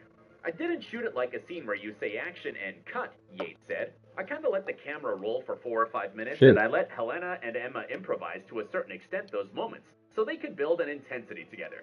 The result came out stunning and terrifying. In fact, Emma's acting Can you was imagine having to pretend to be tortured for fucking 5 minutes? That'd be like emotionally exhausting, let alone fucking the actual. Ah. believable that after filming the scene, Helena approached her and asked if they were still okay. Helena heard Exactly. Lewis. That's exactly what I was just trying to, like, you gotta say, like, hey, bro, we good? I don't know. That got real in there. That got real in there. I want you to know I don't mean that shit. We just acting. Because, like, that's a good, from what I remember, it sounded like she was getting tortured. So they did a good fucking job. Bonin Carter was a perfect choice for the role of Bellatrix Mhm. because of how good she is at playing crazy. But in one of the moments on the set, she went a bit overboard. I think I took my sadism a bit too literally, the actress later admitted. She actually poked Matthew Lewis's ear hard in the Order of the Phoenix. Interestingly, the actor playing Neville didn't say a thing about it hurting and just played along. The wand actually Because perforated his if ear. it doesn't hurt, if you don't feel like you're gonna get injured, you don't say shit. You're acting. They probably don't mean it. Even then, it's immersing yourself in the role. This is the point. Make a bit of sacrifice. It's just a bit of pain. It's what would actually be happening. Acting, bro. That horrific, Helena said. I damaged him.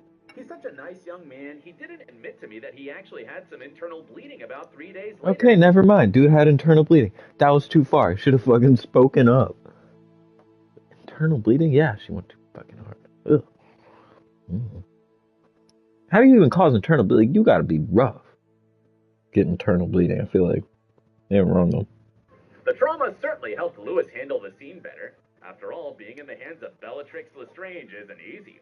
And it was one of the many insane things Helena did on the set. Well, Helena's did some really crazy stuff. Some of which has ended up in the film and some of which hasn't. Thank God she didn't hurt anyone else. But let's take a break from the villains for a moment and talk about how Ivana Lynch turned into her character. Who doesn't like Luna? She's... You know, think about that. That makes a lot of sense. I haven't read the books all the way through, so I don't. Luna's character isn't prominent in my mind from the books, let alone a lot, because I read them when I was young. The few that I did read, I read up halfway through Goblet of Fire. But if Luna in the movies, her personality is a lot formed from the actress, that makes sense. I can't exactly explain why, but it just makes sense. Oh, adorable! For a large part, her lovable personality was thanks to Ivana Lynch, the actress who portrayed Luna. In fact, J.K. Rowling even... Y'all can keep hearing it, but I'm gonna disappear from the camera for a second to deal with something y'all don't need to be worried about. Be back though. The actress in mind while So writing the final book. That's how much the writer adored the casting choice. And we totally get that. In one of the scenes, Lynch literally transformed into her character by dancing with her on-screen father.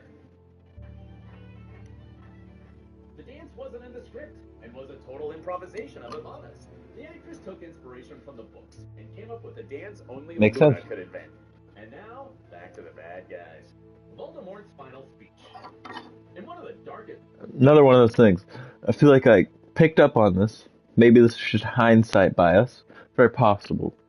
I feel like I picked up on this though. Like, just great scenes. Like, I can just tell this was such a great scene. This was elevated above the rest. And all those, pretty much all of them, are examples of ad-lib.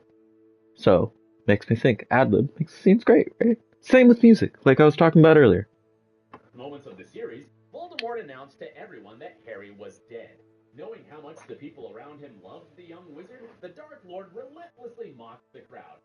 And it turns out that much of his unsettling speech was unscripted. As the Lucius Like, his laugh is so fucking perfect. Like, hey, hey, hey. Like, that is the laugh of a dude or of a kid who grew into a man. But that kid did not have anyone laugh with him or did not get bullied and didn't get told, bro, your laugh's fucking weird. That's a kid who didn't hear what he needed to hear as a child.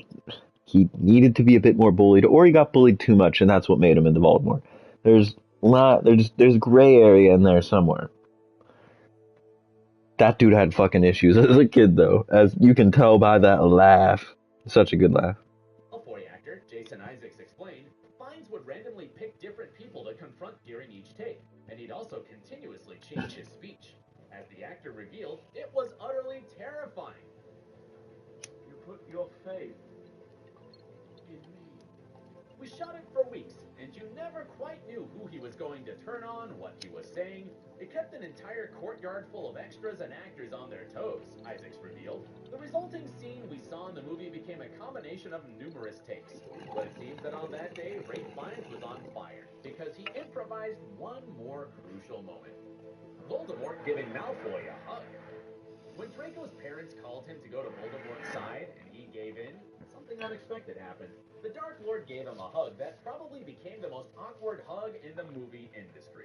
Yep, that's what I was talking about. That laugh, that hug, fucking awkward and perfect example of how Voldemort had a fucked up childhood. And also the fact that Elsa Adlib's such a great actor. Well done, Draco. Well done. Although it was something a nice human being would do to greet someone, it didn't show Voldemort from a softer or more humane side. On the contrary, it made him even more terrifying for some reason. In fact, even Tom Felton didn't like it and said that he was frightened by the hug. It was a one-off thing that he just threw at me, he shared, and I'm standing there going, what the hell's he doing? Why is he hugging me in this weird fashion? Well, And that played into the acting. I fucking love shit like this. Like, it just made the scene better because it was unexpected, and Malfoy would have taken it as unexpected. So we got the genuine reaction, and there's nothing better in a movie than a genuine reaction. I know I'm out of frame on the camera. I'll be back in a moment. You'd be horrified if Voldemort suddenly wanted to hug you? The actor also revealed that while they did 25 takes of this scene, Fiennes only hugged him once, and he was baffled that it was the take used for the film. Exactly. You know why it was used for them? Because a genuine reaction. That great genuineness. The director got exactly what he was looking for, even though he didn't know to direct them to do that. And directing them in any way will not be able to give as genuine a reaction as was given by that ad-lib, right? But let's end our video on a funny note, coming back to, yes, the Chamber of Secrets, again, the function of a rubber duck.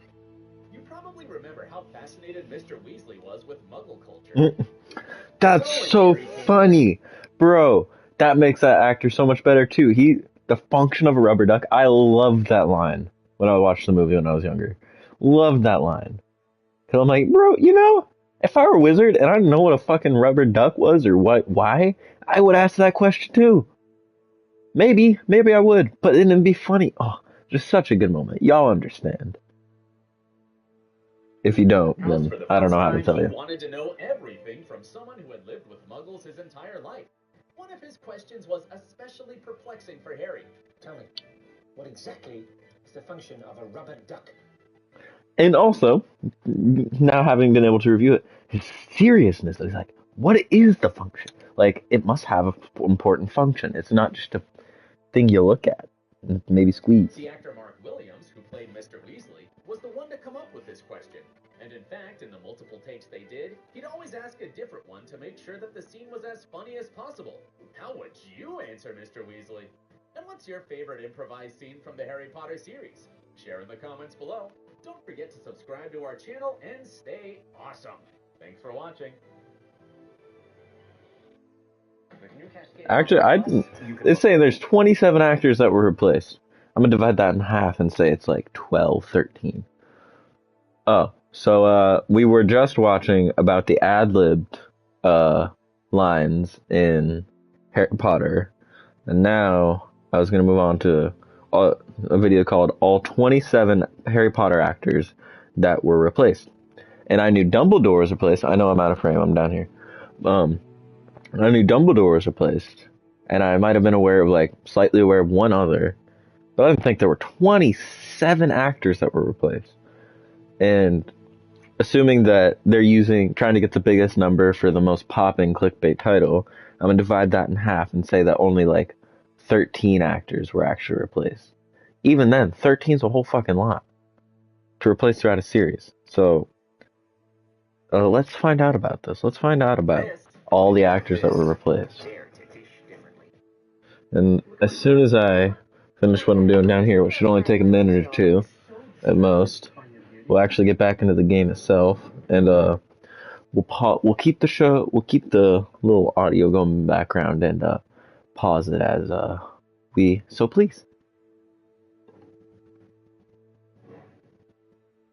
There are so many characters in the Harry Potter series, and because the movies were made before the books were finished, there were a fair few characters that turned out to have more important roles than the filmmakers originally thought. This led to them having to recast many characters, and I went through all 8 Harry Potter films and picked out every example that I saw of this. I found 23 characters that were recast, and a total of 27 actors that were replaced, as there was more than just one replacement for certain characters. So I'm going to go over each one and give you any details that I found on why they were recast. Before we start, make sure you hit that like button. It will greatly help the channel with the algorithm, meaning more people will see my content. So if you have a second, I would really appreciate it. And if you enjoy what you see, hit that subscribe button and ring the bell to get notified about new uploads. My reach also stretches well beyond just this channel. I'm on TikTok, Twitter, and Instagram, where I do similar things that I do here on this channel. The Fat Lady. The Fat Lady was known for being a bit of a drunk in the books, being drunk with her other portrait friends on numerous occasions. She did not have the Oh, yep. I should have known this. That's an obvious one. movie version of the Philosopher's Stone, though, or for my American viewers, the Sorcerer's Stone. The role originally belonged to Elizabeth Spriggs, who played it as more of a classy and elegant Shakespearean portrayal. I remember being just 5 when seeing this in theaters, and even at that age, I disagreed with the casting choice. Of course, I probably looked more into films than most people at that age, especially Harry Potter films, but still. Elizabeth Spriggs is a great actress known for more maternal roles, but this one just didn't fit. Spriggs was a one and done, not reprising the role for the next film or any of the others in the series. And when Alfonso Cuarón took over for the third one, he cast Dawn French, who was known to be more of a comedian. And she was the perfect choice, even having a very funny scene with her wine glass, which matches up with the book character perfectly.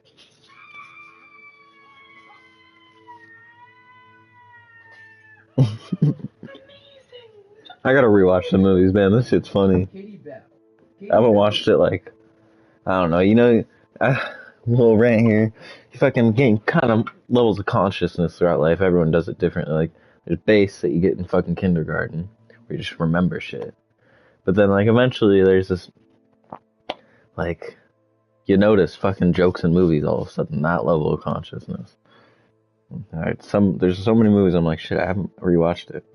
One of the chasers on the Gryffindor Quidditch team, and when they cast her for the first movie, there was no way of knowing how involved the character would be when it came time for the Half-Blood Prince. So they didn't think the casting was too important, and this led to Emily Dale getting the part, someone who had no acting experience whatsoever.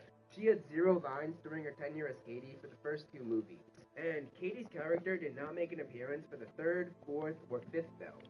When it came time for the 6th movie, it had been 7 years since Dale played the character, so they decided to go out and get a new actress with a bit more experience, and Georgina Leonidas was brought on board. She also reprised her role for the 8th film, The Deathly Hallows Part 2, but here we were back to Katie Bell not having any dialogue, so she was mostly in the background. Angelina Johnson. Moving on to another Gryffindor chaser, we have Angelina Johnson, who was originally played by Danielle Tabor.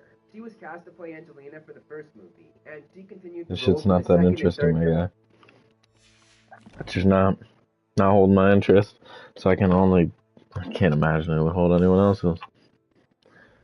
Anyways, we back in the game now. Try to narrate what's going on. What's up, fool? Oh, I beat your ass in fucking dueling fucking wand shit. Yeah, punks. You know what's up. You kinda fine though. What year are you? Okay. Don't talk. Wait. Let me see your nose. Nah, you fine. What are you up to now? Why are you always worried about what I'm up to, man? Bro, my fit is dripping. Look at my homie, bro. Like, I'm not joking. I'm proud of my fucking dude.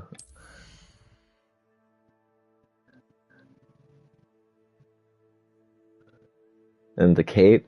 From the back. That's what you see. From the front.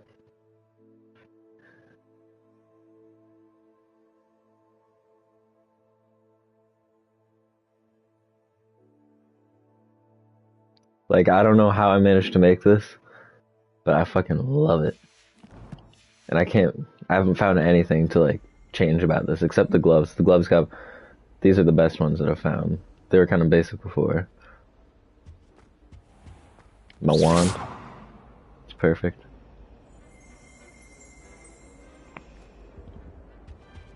Weren't a ton of options when it came to wands. Complete the tasks I've given you, and then meet me in my classroom to learn Defindo, the severing charm. It's typically used to cut an object. I should probably go visit Professor Weasley. Hold on, I'm gonna check what this is. That's a better glove. That's what that is.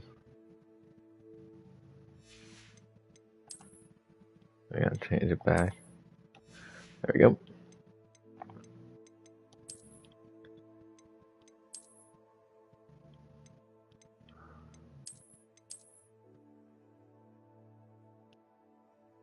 Yeah, I like that. Okay. So, I mean, Defendo sounds good, but I would like the rumor requirement at this point. We're gonna go do that. Play the guitar, bro.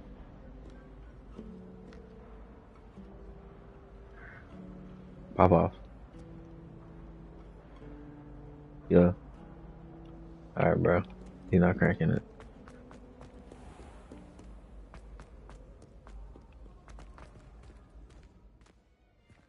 Can I go? Oh, bro, it's loading. It's loading. I see. This is good views. My question is, can I take off from here? Bro, I should be able to take off from right here. That's my opinion. Warner Brothers, somehow, one day, and somehow, you see this. I don't know how. Make it so you can fly, man. You gave me a broom. Why would you restrict me? Why? You can say there's magic, I guess. But like right there, I see people flying right above me. Right here. Wanna go. But no. Oh wait, I can right here. So you're about it right here. I see. Alright, I feel you. I was talking shit where I shouldn't be. That's on me. It's all good, homie. You have a good fucking shift and whatnot. Understand the phone thing.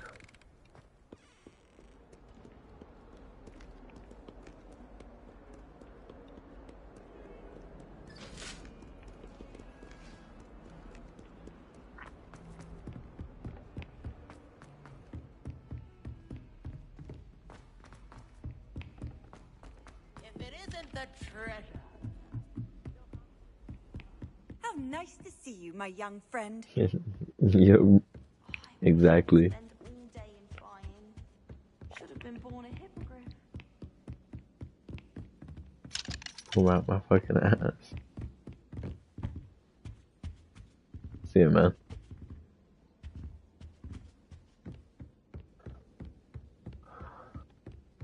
Ba, ba, ba.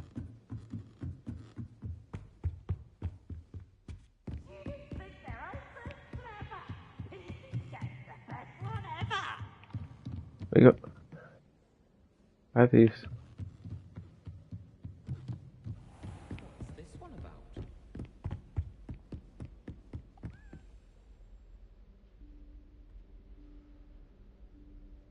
Professor Weasley?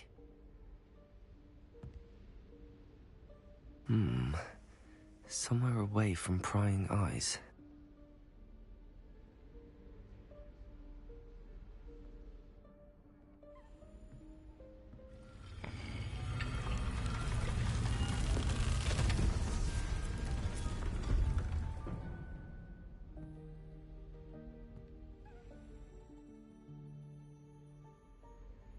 Forgive me, the headmaster stopped me and I...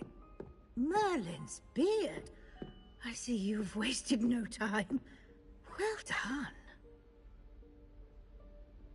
Shall we? After you, Professor.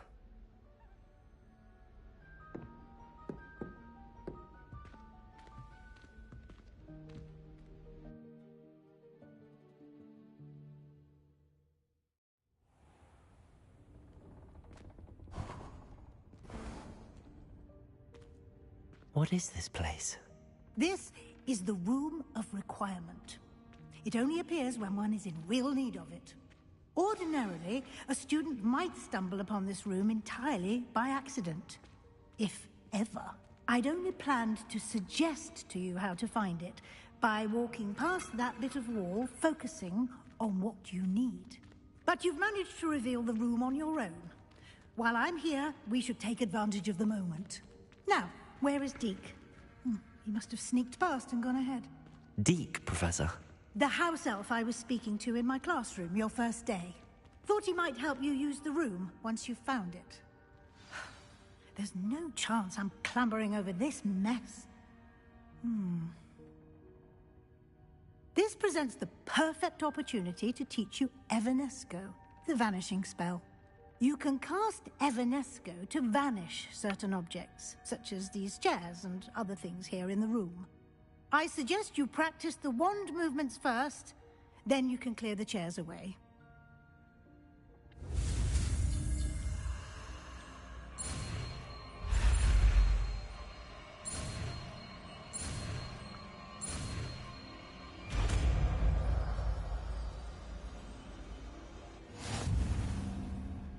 Splendid. Now, cast Evanesco on those chairs.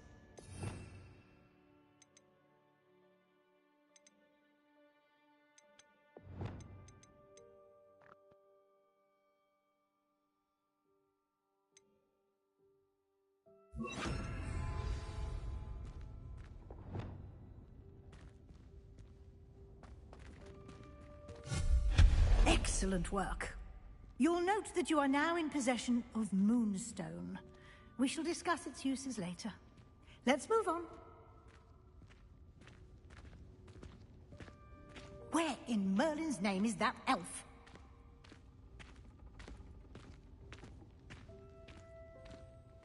Is that... Goodness. My old school bag. I wondered where that had got to. Can't believe it's still here. I'll just take a quick look at this. Give you an opportunity to explore on your own until we locate Deke. Yes, Professor.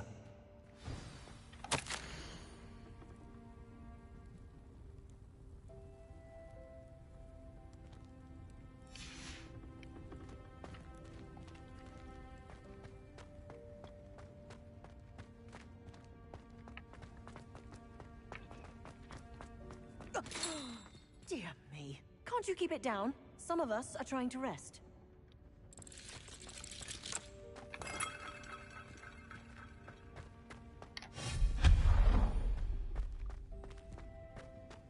Revelio.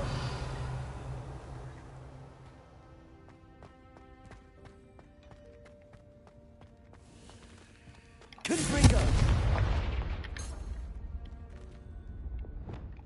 Accio.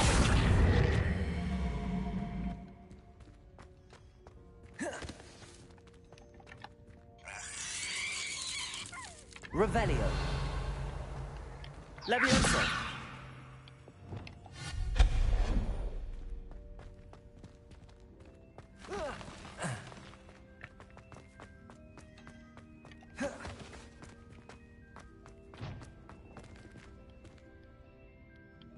Confringo.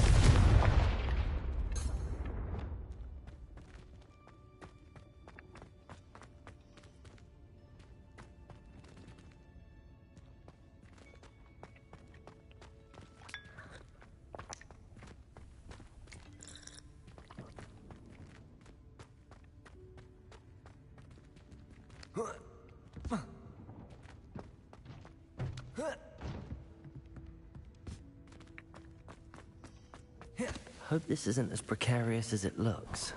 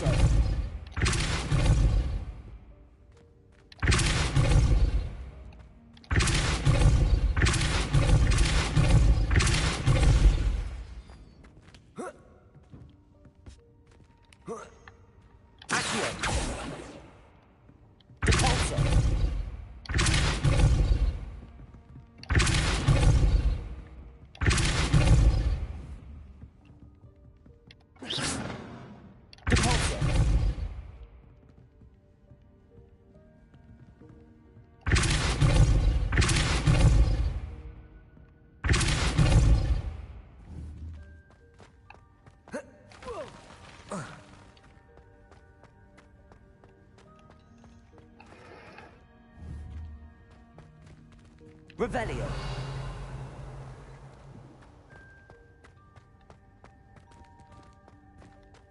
I don't know what to do here, Chief.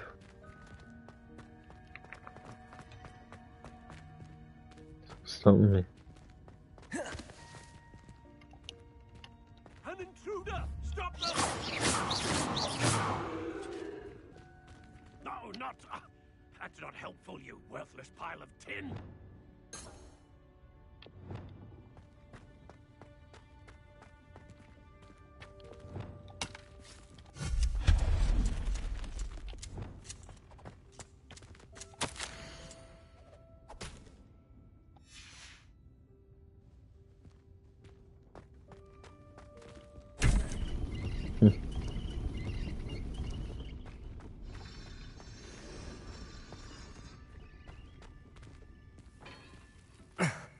How does anyone other than a house elf manage to get around in here?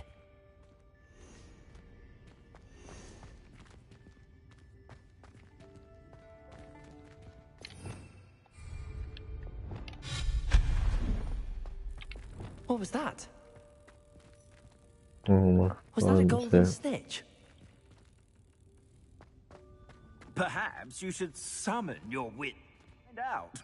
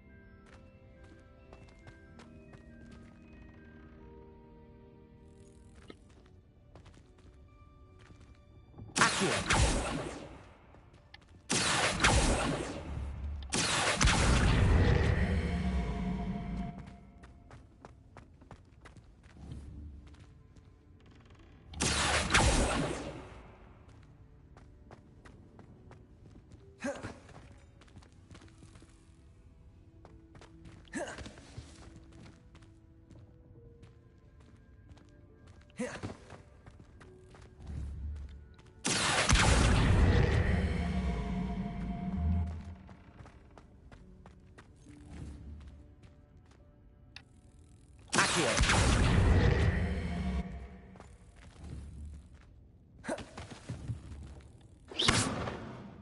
don't get it.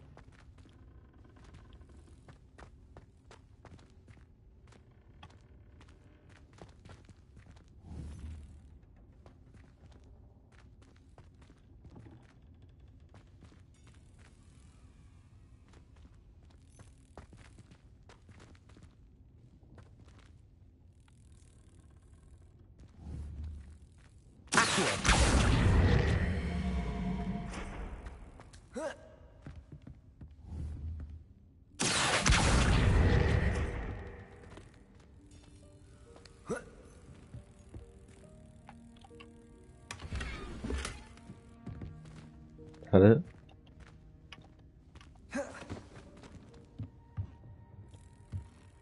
Revelio.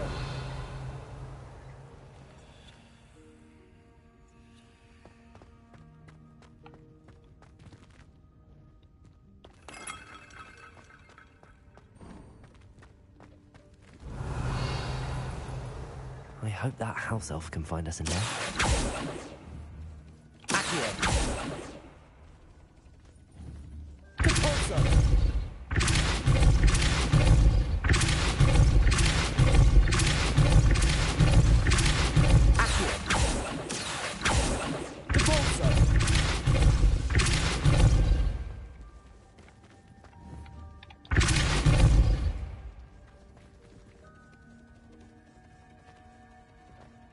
No? Okay. Revelio.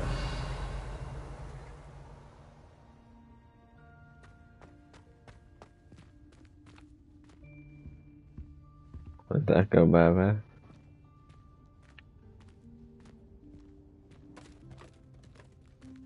Made that go... Yikes! Careful! Huh? Oh, there you are.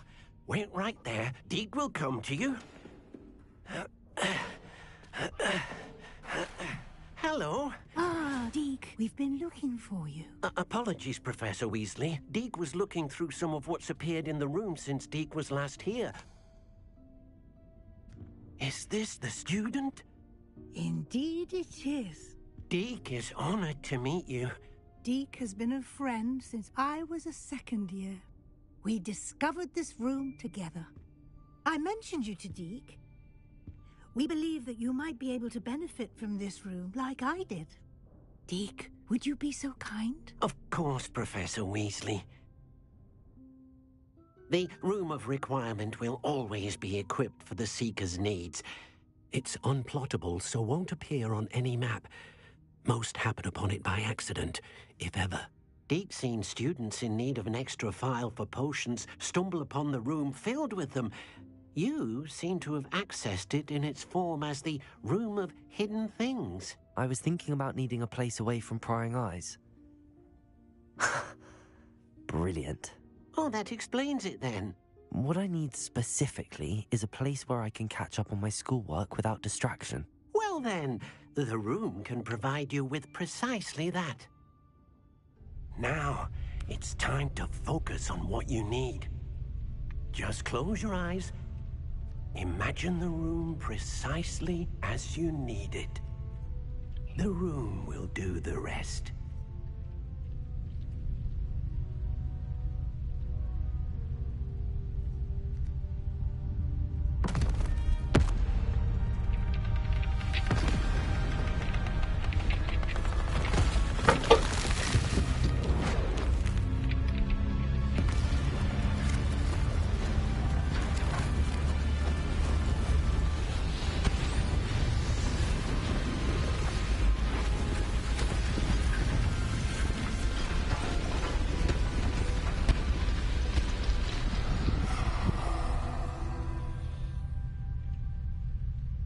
You've given yourself quite a canvas to work with.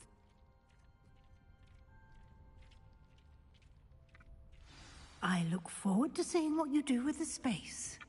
Ah, and it seems the room has provided you with a desk of description. Excellent.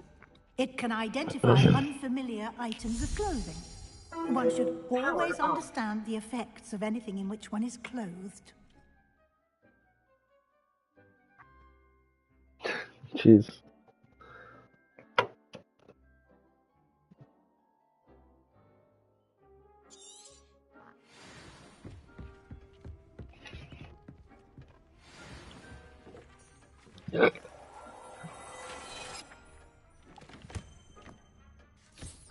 You'll find plenty of items of clothing that need to be identified.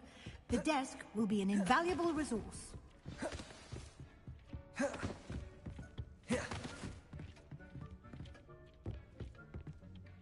I imagine the desk of description will come in handy. It will. I hope you'll take advantage of it.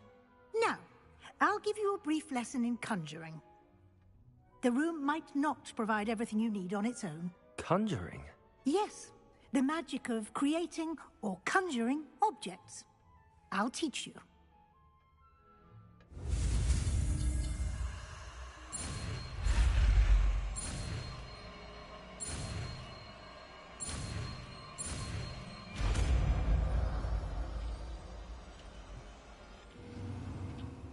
Very good. When conjuring more complex objects, you'll need what's called a spellcraft. Spellcrafts are like recipes. They list the ingredients or resources needed to conjure a particular object. You should have acquired some for a potion station and potting table from tomes and scrolls in Hogsmeade. I did. Where can I find the resources I need? While resources such as moonstone can be obtained throughout the Highlands, it's much safer and easier to purchase them. They can also be collected by vanishing objects in the room, such as the chairs you vanished earlier. In fact, you should have enough resources for now. I see. Can I regain resources by vanishing something I've already conjured? You can indeed. Quite perceptive. Why don't you give it a try? Go ahead and conjure the potion station and potting table. You should find both familiar, since they'll resemble the ones you've already used to study magical plants and brew potions in class.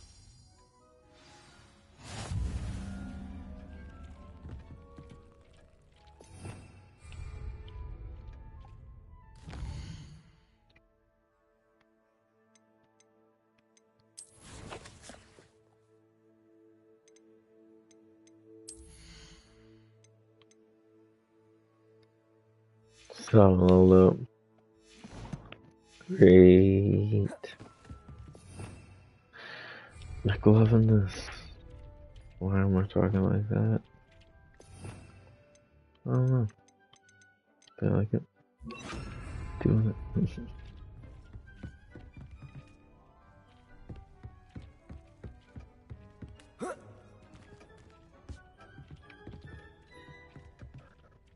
Alright.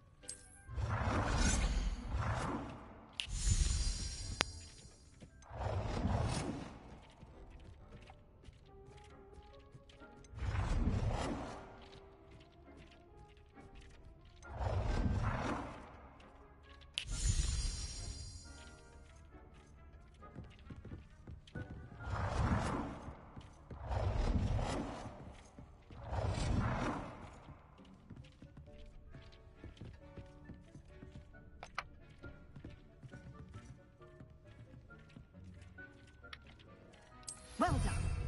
You can use these whenever you need to brew potions or grow plants. Presuming, of course, you've collected any seeds or potion ingredients you need in Hogsmeade or outside the castle grounds.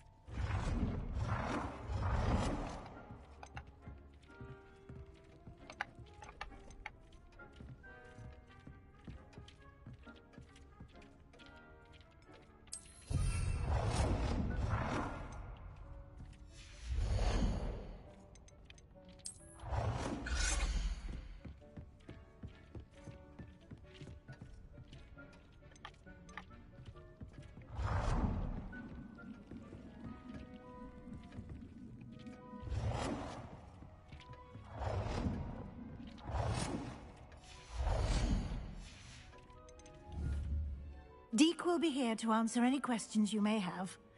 Do not underestimate his insights. Can I use this type of transfiguration magic outside of the room? Conjuring and vanishing are strictly forbidden elsewhere in the castle. We've charms in place to enforce that. It would be exhausting to reverse the errors in both judgment and magic. But the Room of Requirement has its own rules. Can you tell me a bit more about Deke? He's been at Hogwarts longer than I have, and seems to know its every nook, cranny, and secret. We discovered this room together when I was a student. Deke has had a good deal of experience, both here at Hogwarts and at a previous post. I shall let Deke tell you more when he's ready, but again, you would be wise to listen to any suggestions he may have. I will be sure to speak with Deke if I need anything. Thank you. Good luck. I shall linger a bit longer in case you'd like to learn another transfiguration spell for use in the room.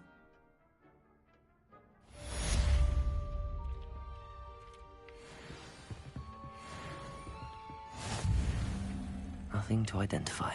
For now, at least. I'm ready for the next lesson, Professor. Very well. First, you'll need to gather some moonstone. You can acquire it by vanishing items here in the Room of Requirement, or you can gather it carefully outside of the Hogwarts grounds. Return to me once you've gathered enough, and we shall begin the lesson. I have the moonstone you requested, Professor. Good. Then we may begin your lesson. You can conjure more than potions and herbology tables. Conjuration can be used to decorate this space to your liking. Why don't you try it on the walls and floor?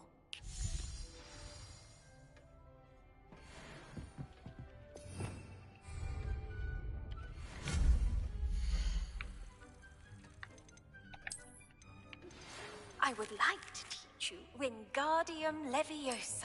It can be used to levitate objects for a short time. Once you've completed a few prerequisite tasks, do see me after class. Deke thinks you should be proud of all the potions you've brewed.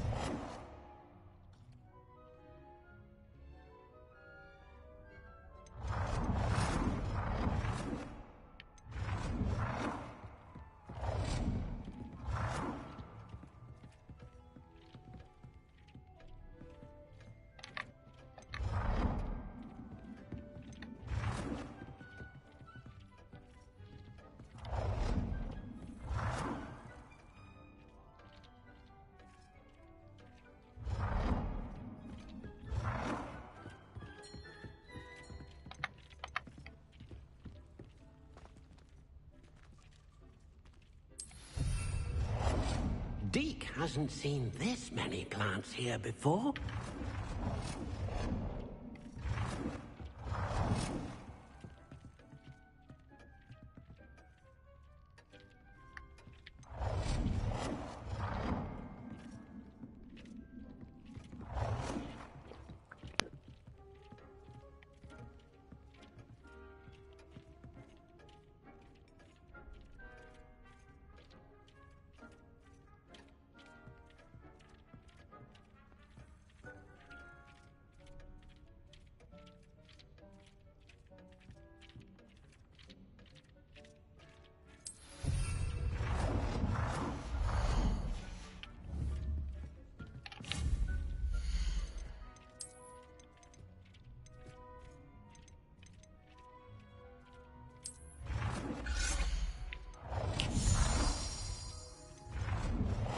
Deke cannot believe how many beasts you have here.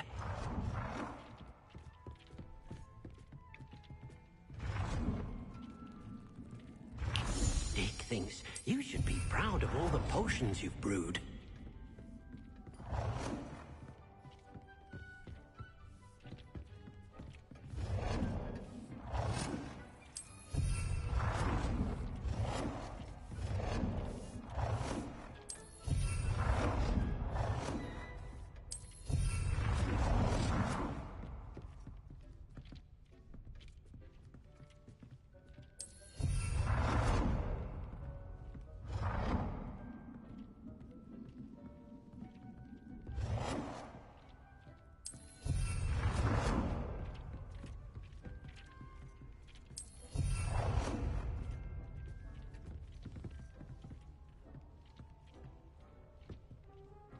It warms my heart to see your interest in herbology, dare I say. Blossom.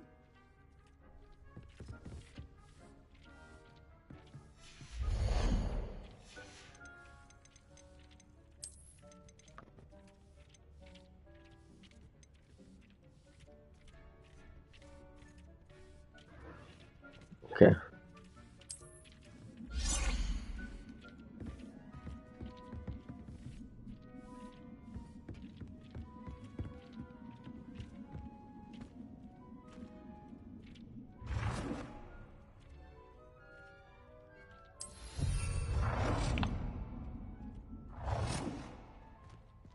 Good work.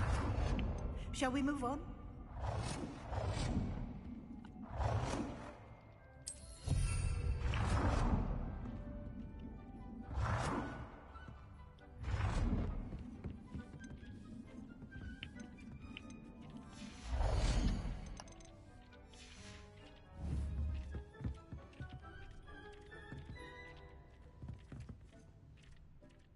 Revelio.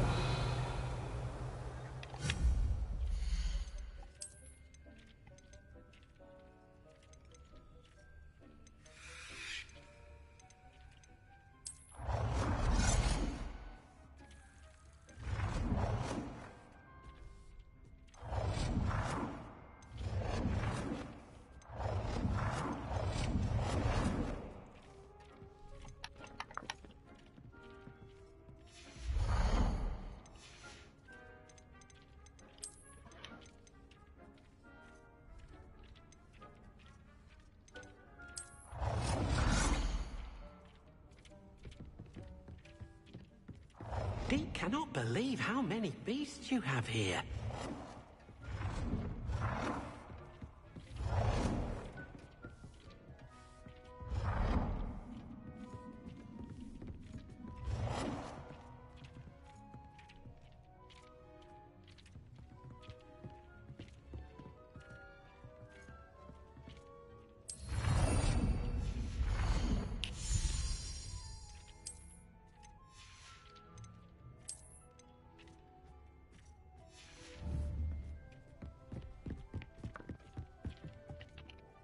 I've conjured everything I can.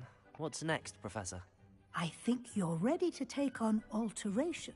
The altering spell will allow you to customize any conjured item. You can change the colors, patterns, and styles of your furniture to suit your taste. Let's get started, shall we? Watch closely as I demonstrate how to perform the altering spell.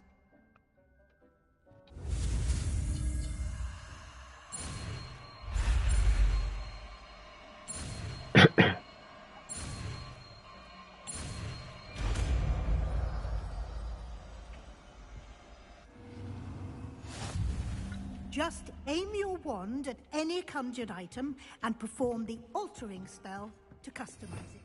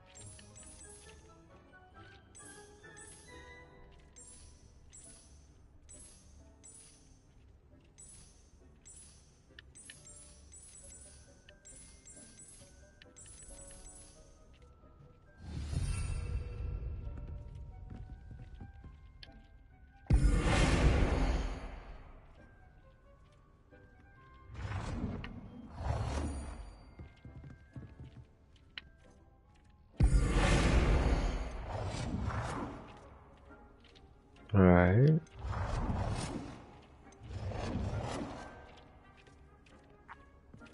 So does that count? Yep. Oh, I cast on the floor. Oh shit.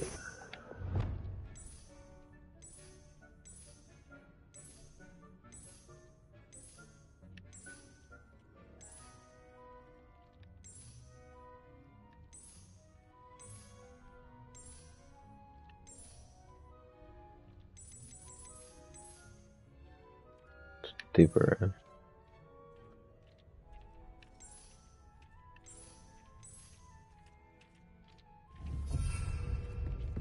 Deke hasn't seen this many plants here before. Dude, this dude keeps saying, I haven't seen this many. I haven't seen this many. Bro, I got nothing here. No potions, no animals, no plants, nothing yet.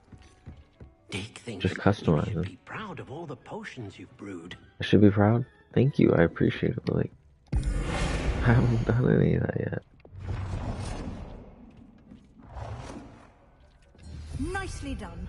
Now you're ready for something a little more advanced.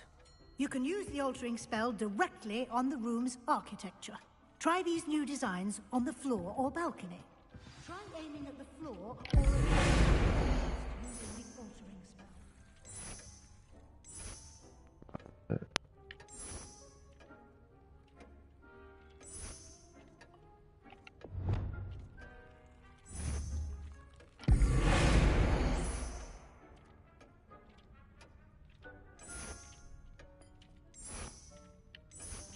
Your space might benefit from a bit of ambiance, don't you think? Deke, would you mind? Of course, Professor Weasley. Professor Weasley showed Deke this bit of magic some years ago. Deke thinks you'll enjoy it. Come and talk to Deke when you're ready.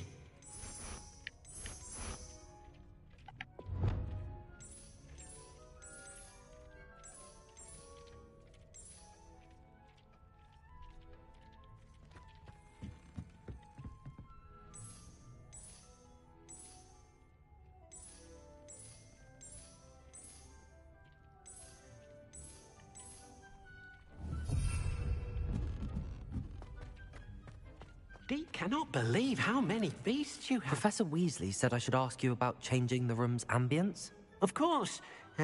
What sort of overall look most appeals to you?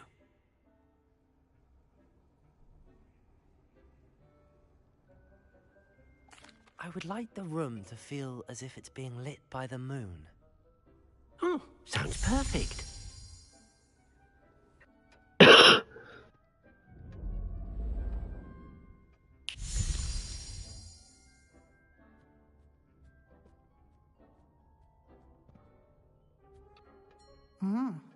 Quite a difference.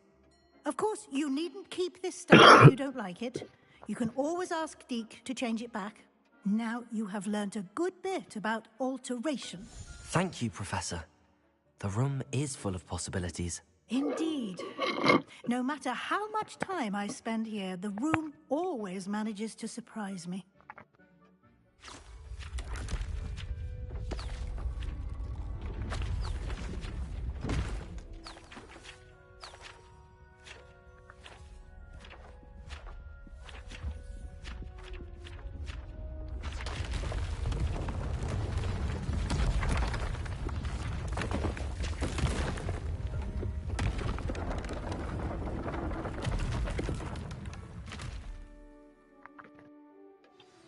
An even bigger space.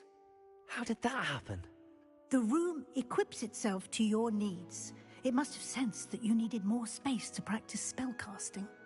If you'd like to customize the space further, you can use these spellcrafts. You'll find more of them both inside and outside the school. Thank you, Professor. I shall keep an eye out. Good. I'll leave you to it. This is your space now. Use it wisely.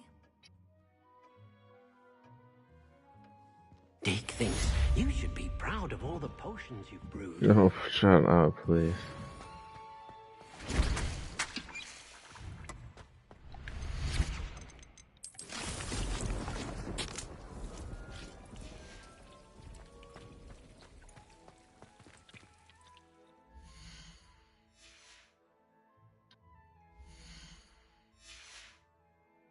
I need a map.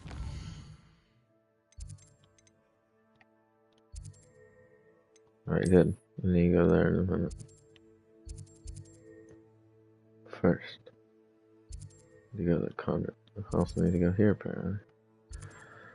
First, I need to go to Conjuration Shop.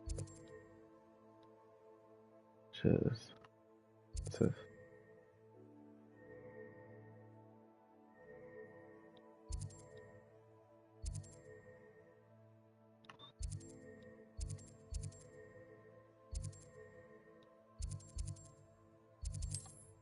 I think it's Tomes and Scrolls. I don't know. Does it get any more cozy than Hogsmeade? Defender might seem like harmless fun. Make sure we're going the right way. Yeah.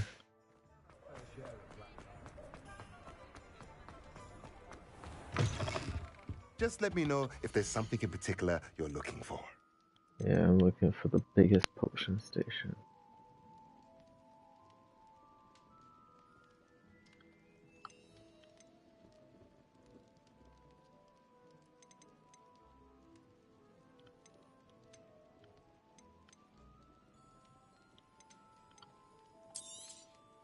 Nothing like finding just the right thing, is there?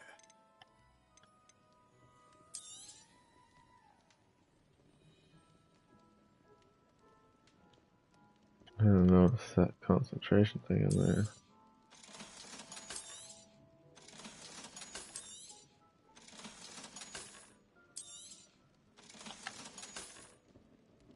The 500. Take a minute to get all that.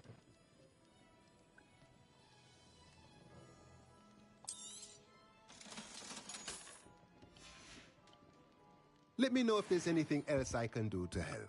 Sure, man. For sure.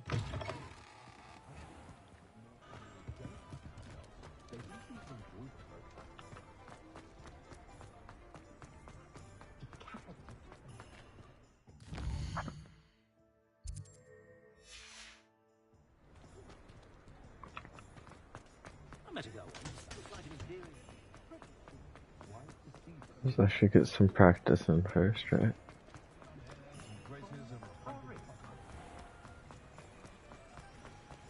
Real quick.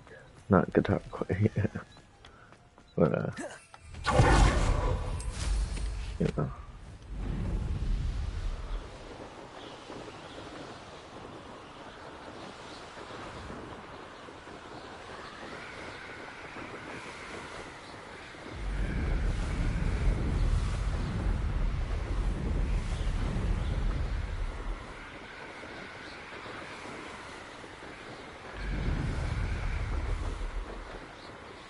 Never noticed that thing on the bottom right. Might have been because I was streaming, I don't know.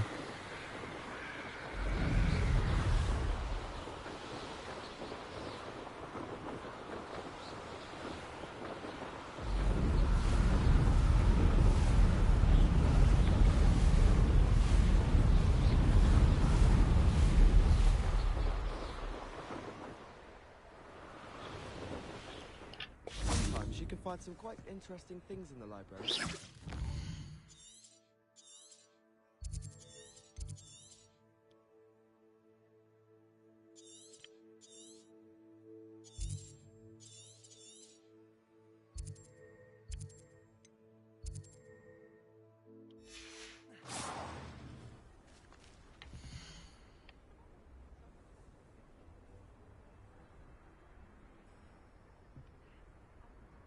Really mastered that one, haven't you?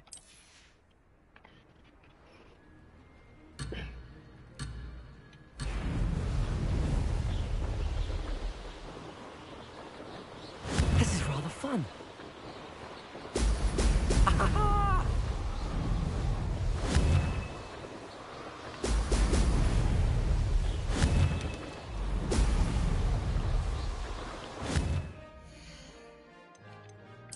How is she going so fast? That's like crazy. Well, I don't find herbology the least bit amusing. I've been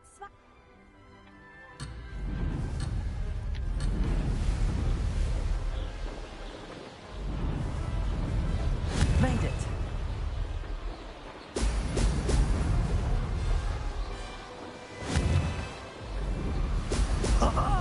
Now that's more like it.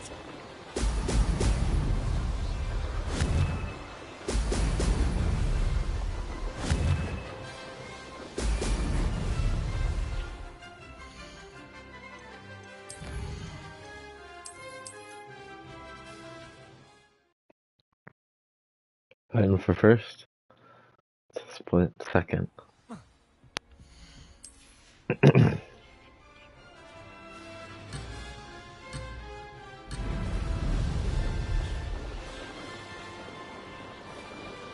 Success.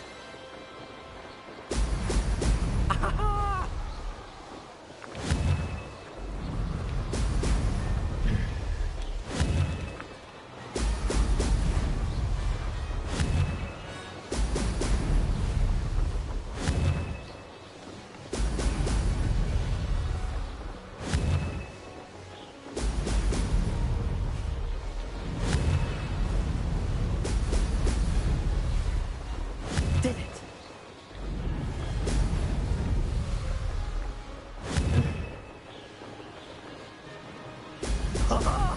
Now that's more like it.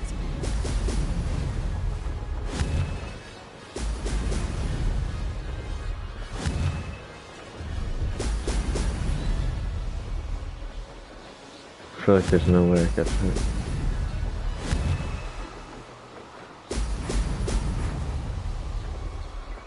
Made it.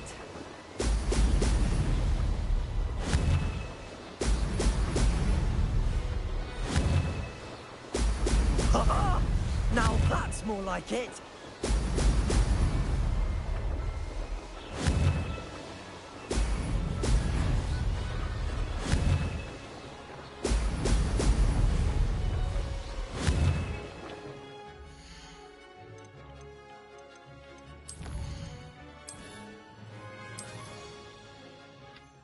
Try again.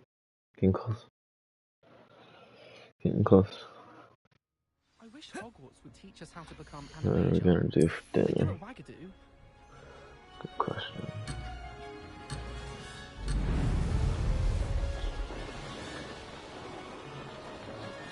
This is rather fun.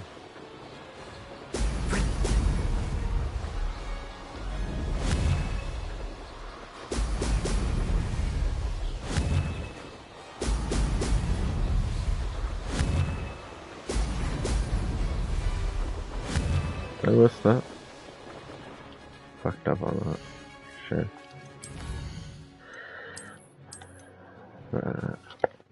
Ugh.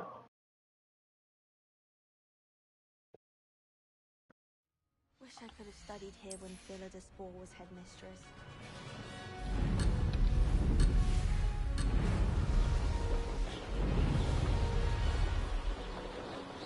Did it? Excellent.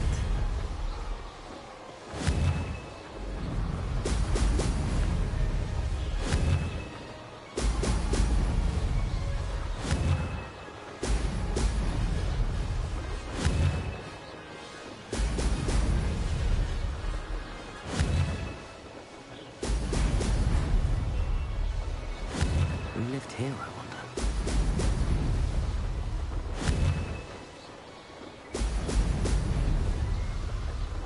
Made it.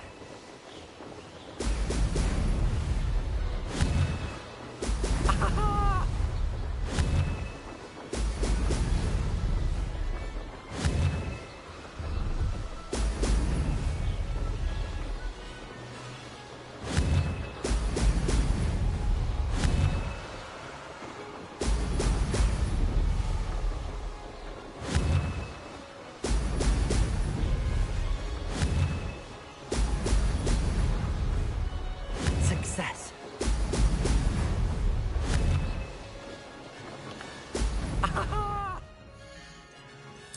I needed those.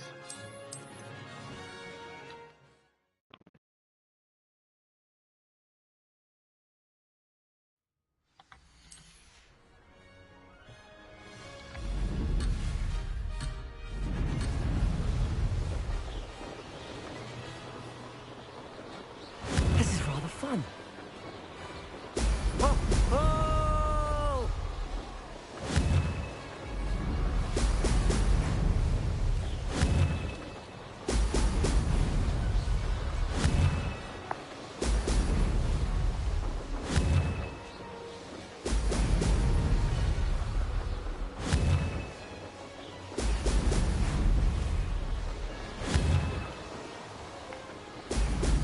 Fuck.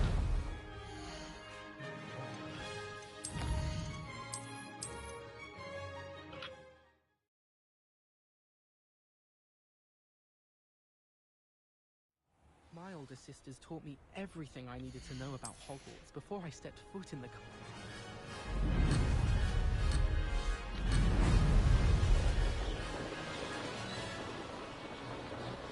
Did it?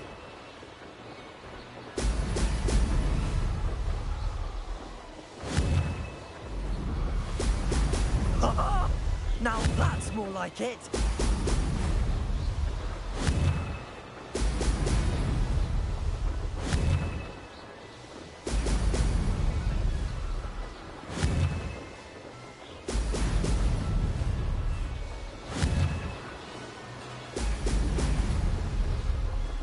Made it.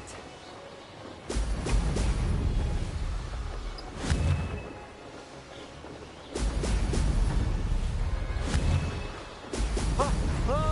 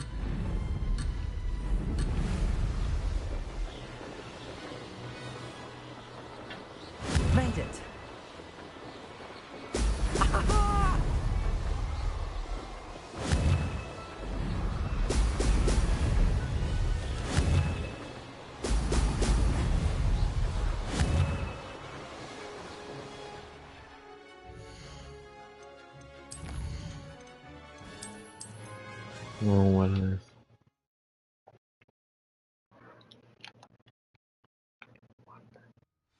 Nailed this. Fool. Nailed.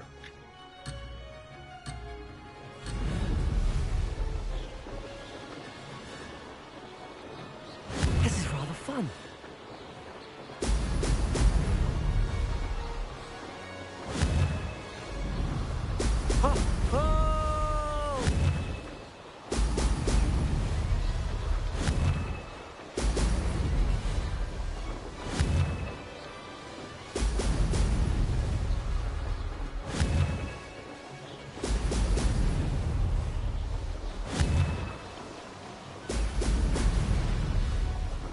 Success.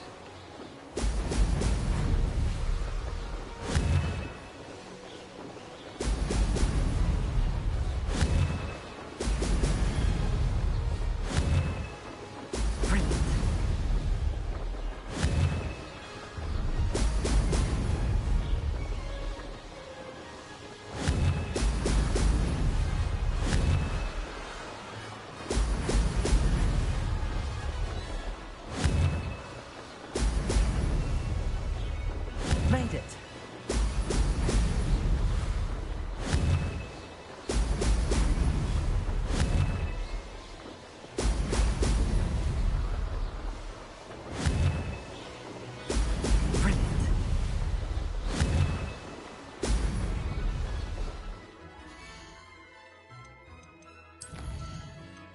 I think I got it.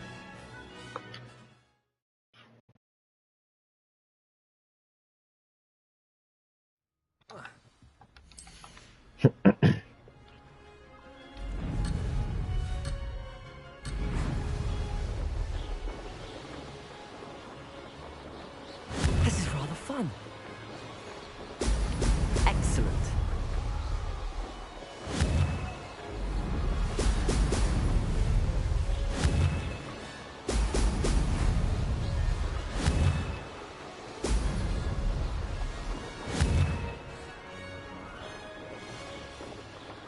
It's that turn. That first turn.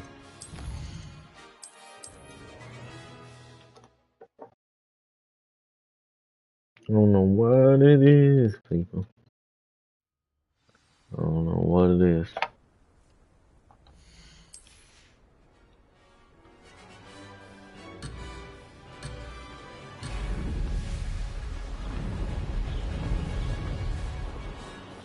Success.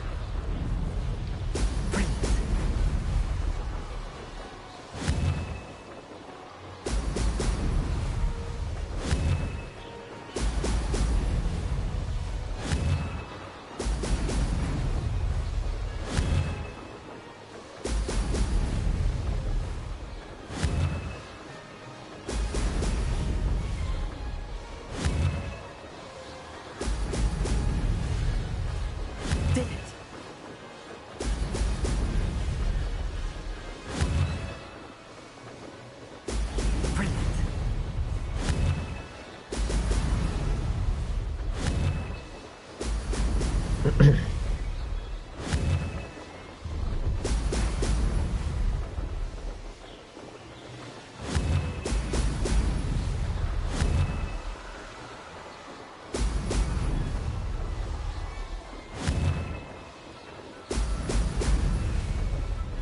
This is rather fun.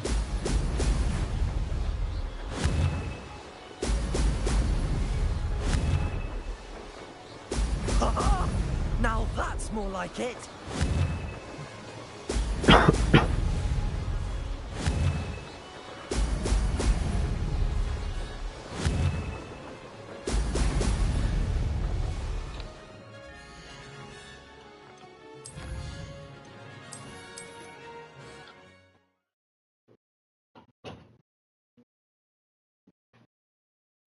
Wish I could see what Hogwarts looks like. Gonna do it.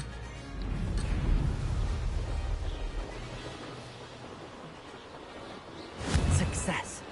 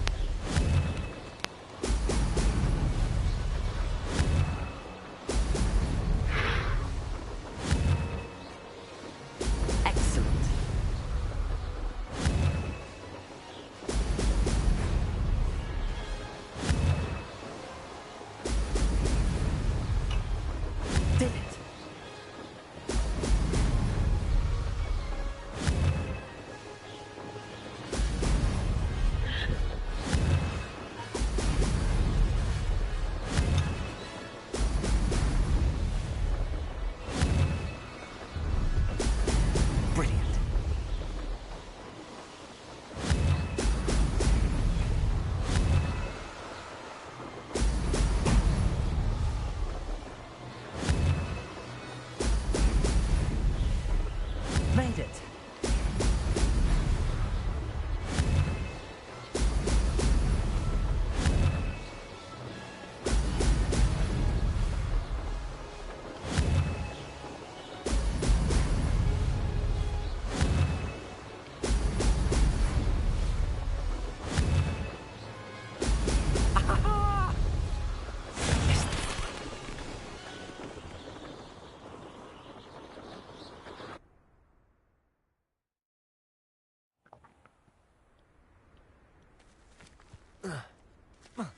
Slytherins almost always use the door to the right of the entrance hall.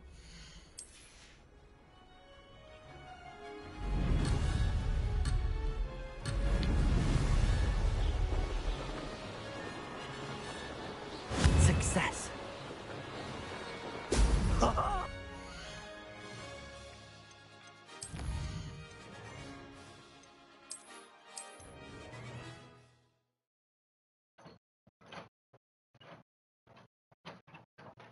Still have a bump on my head from herbology last week.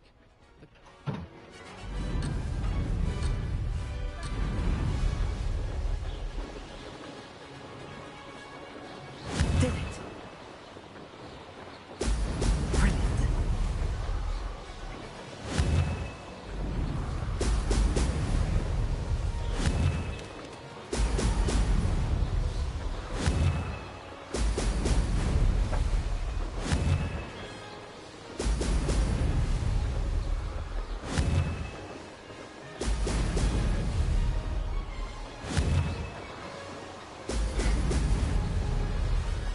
This is rather fun.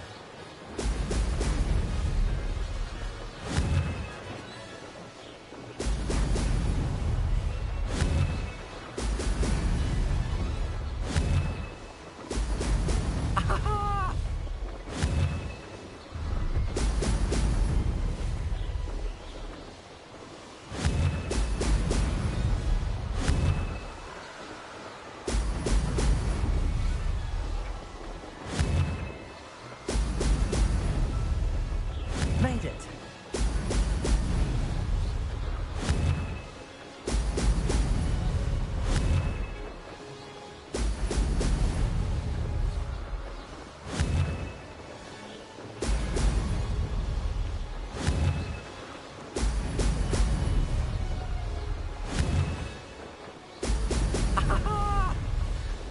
Lost.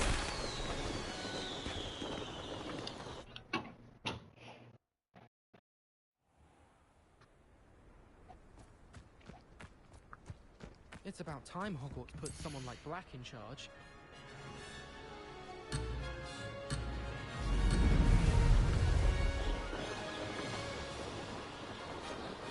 Success.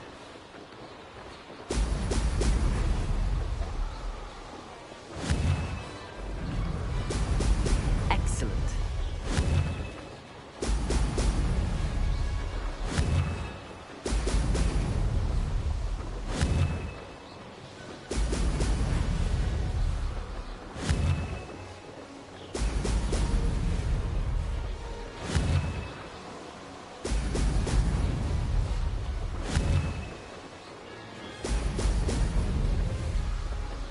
This is rather fun.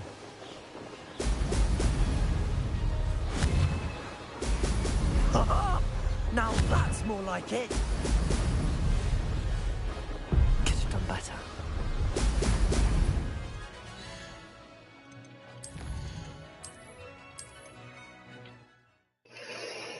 So unfortunate. I should like to retire to a Well, small let's go. hamlet when I'm older. Let's go.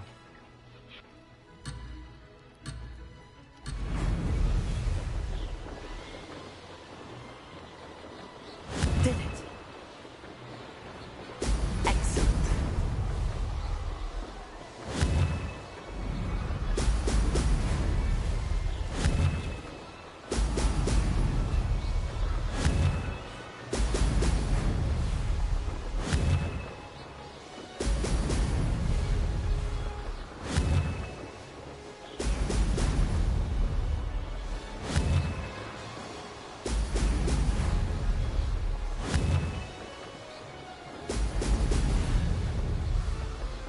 made it.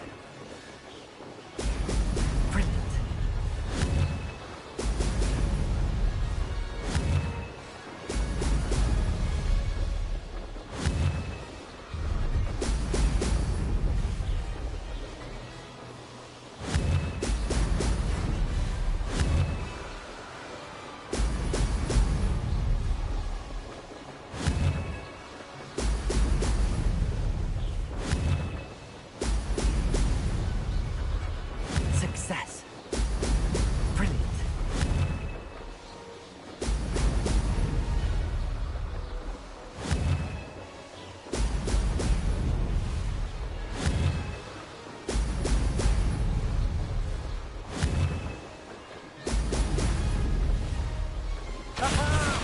Brilliant.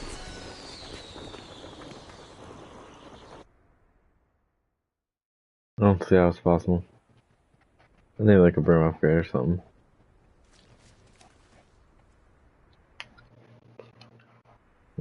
Yep. So.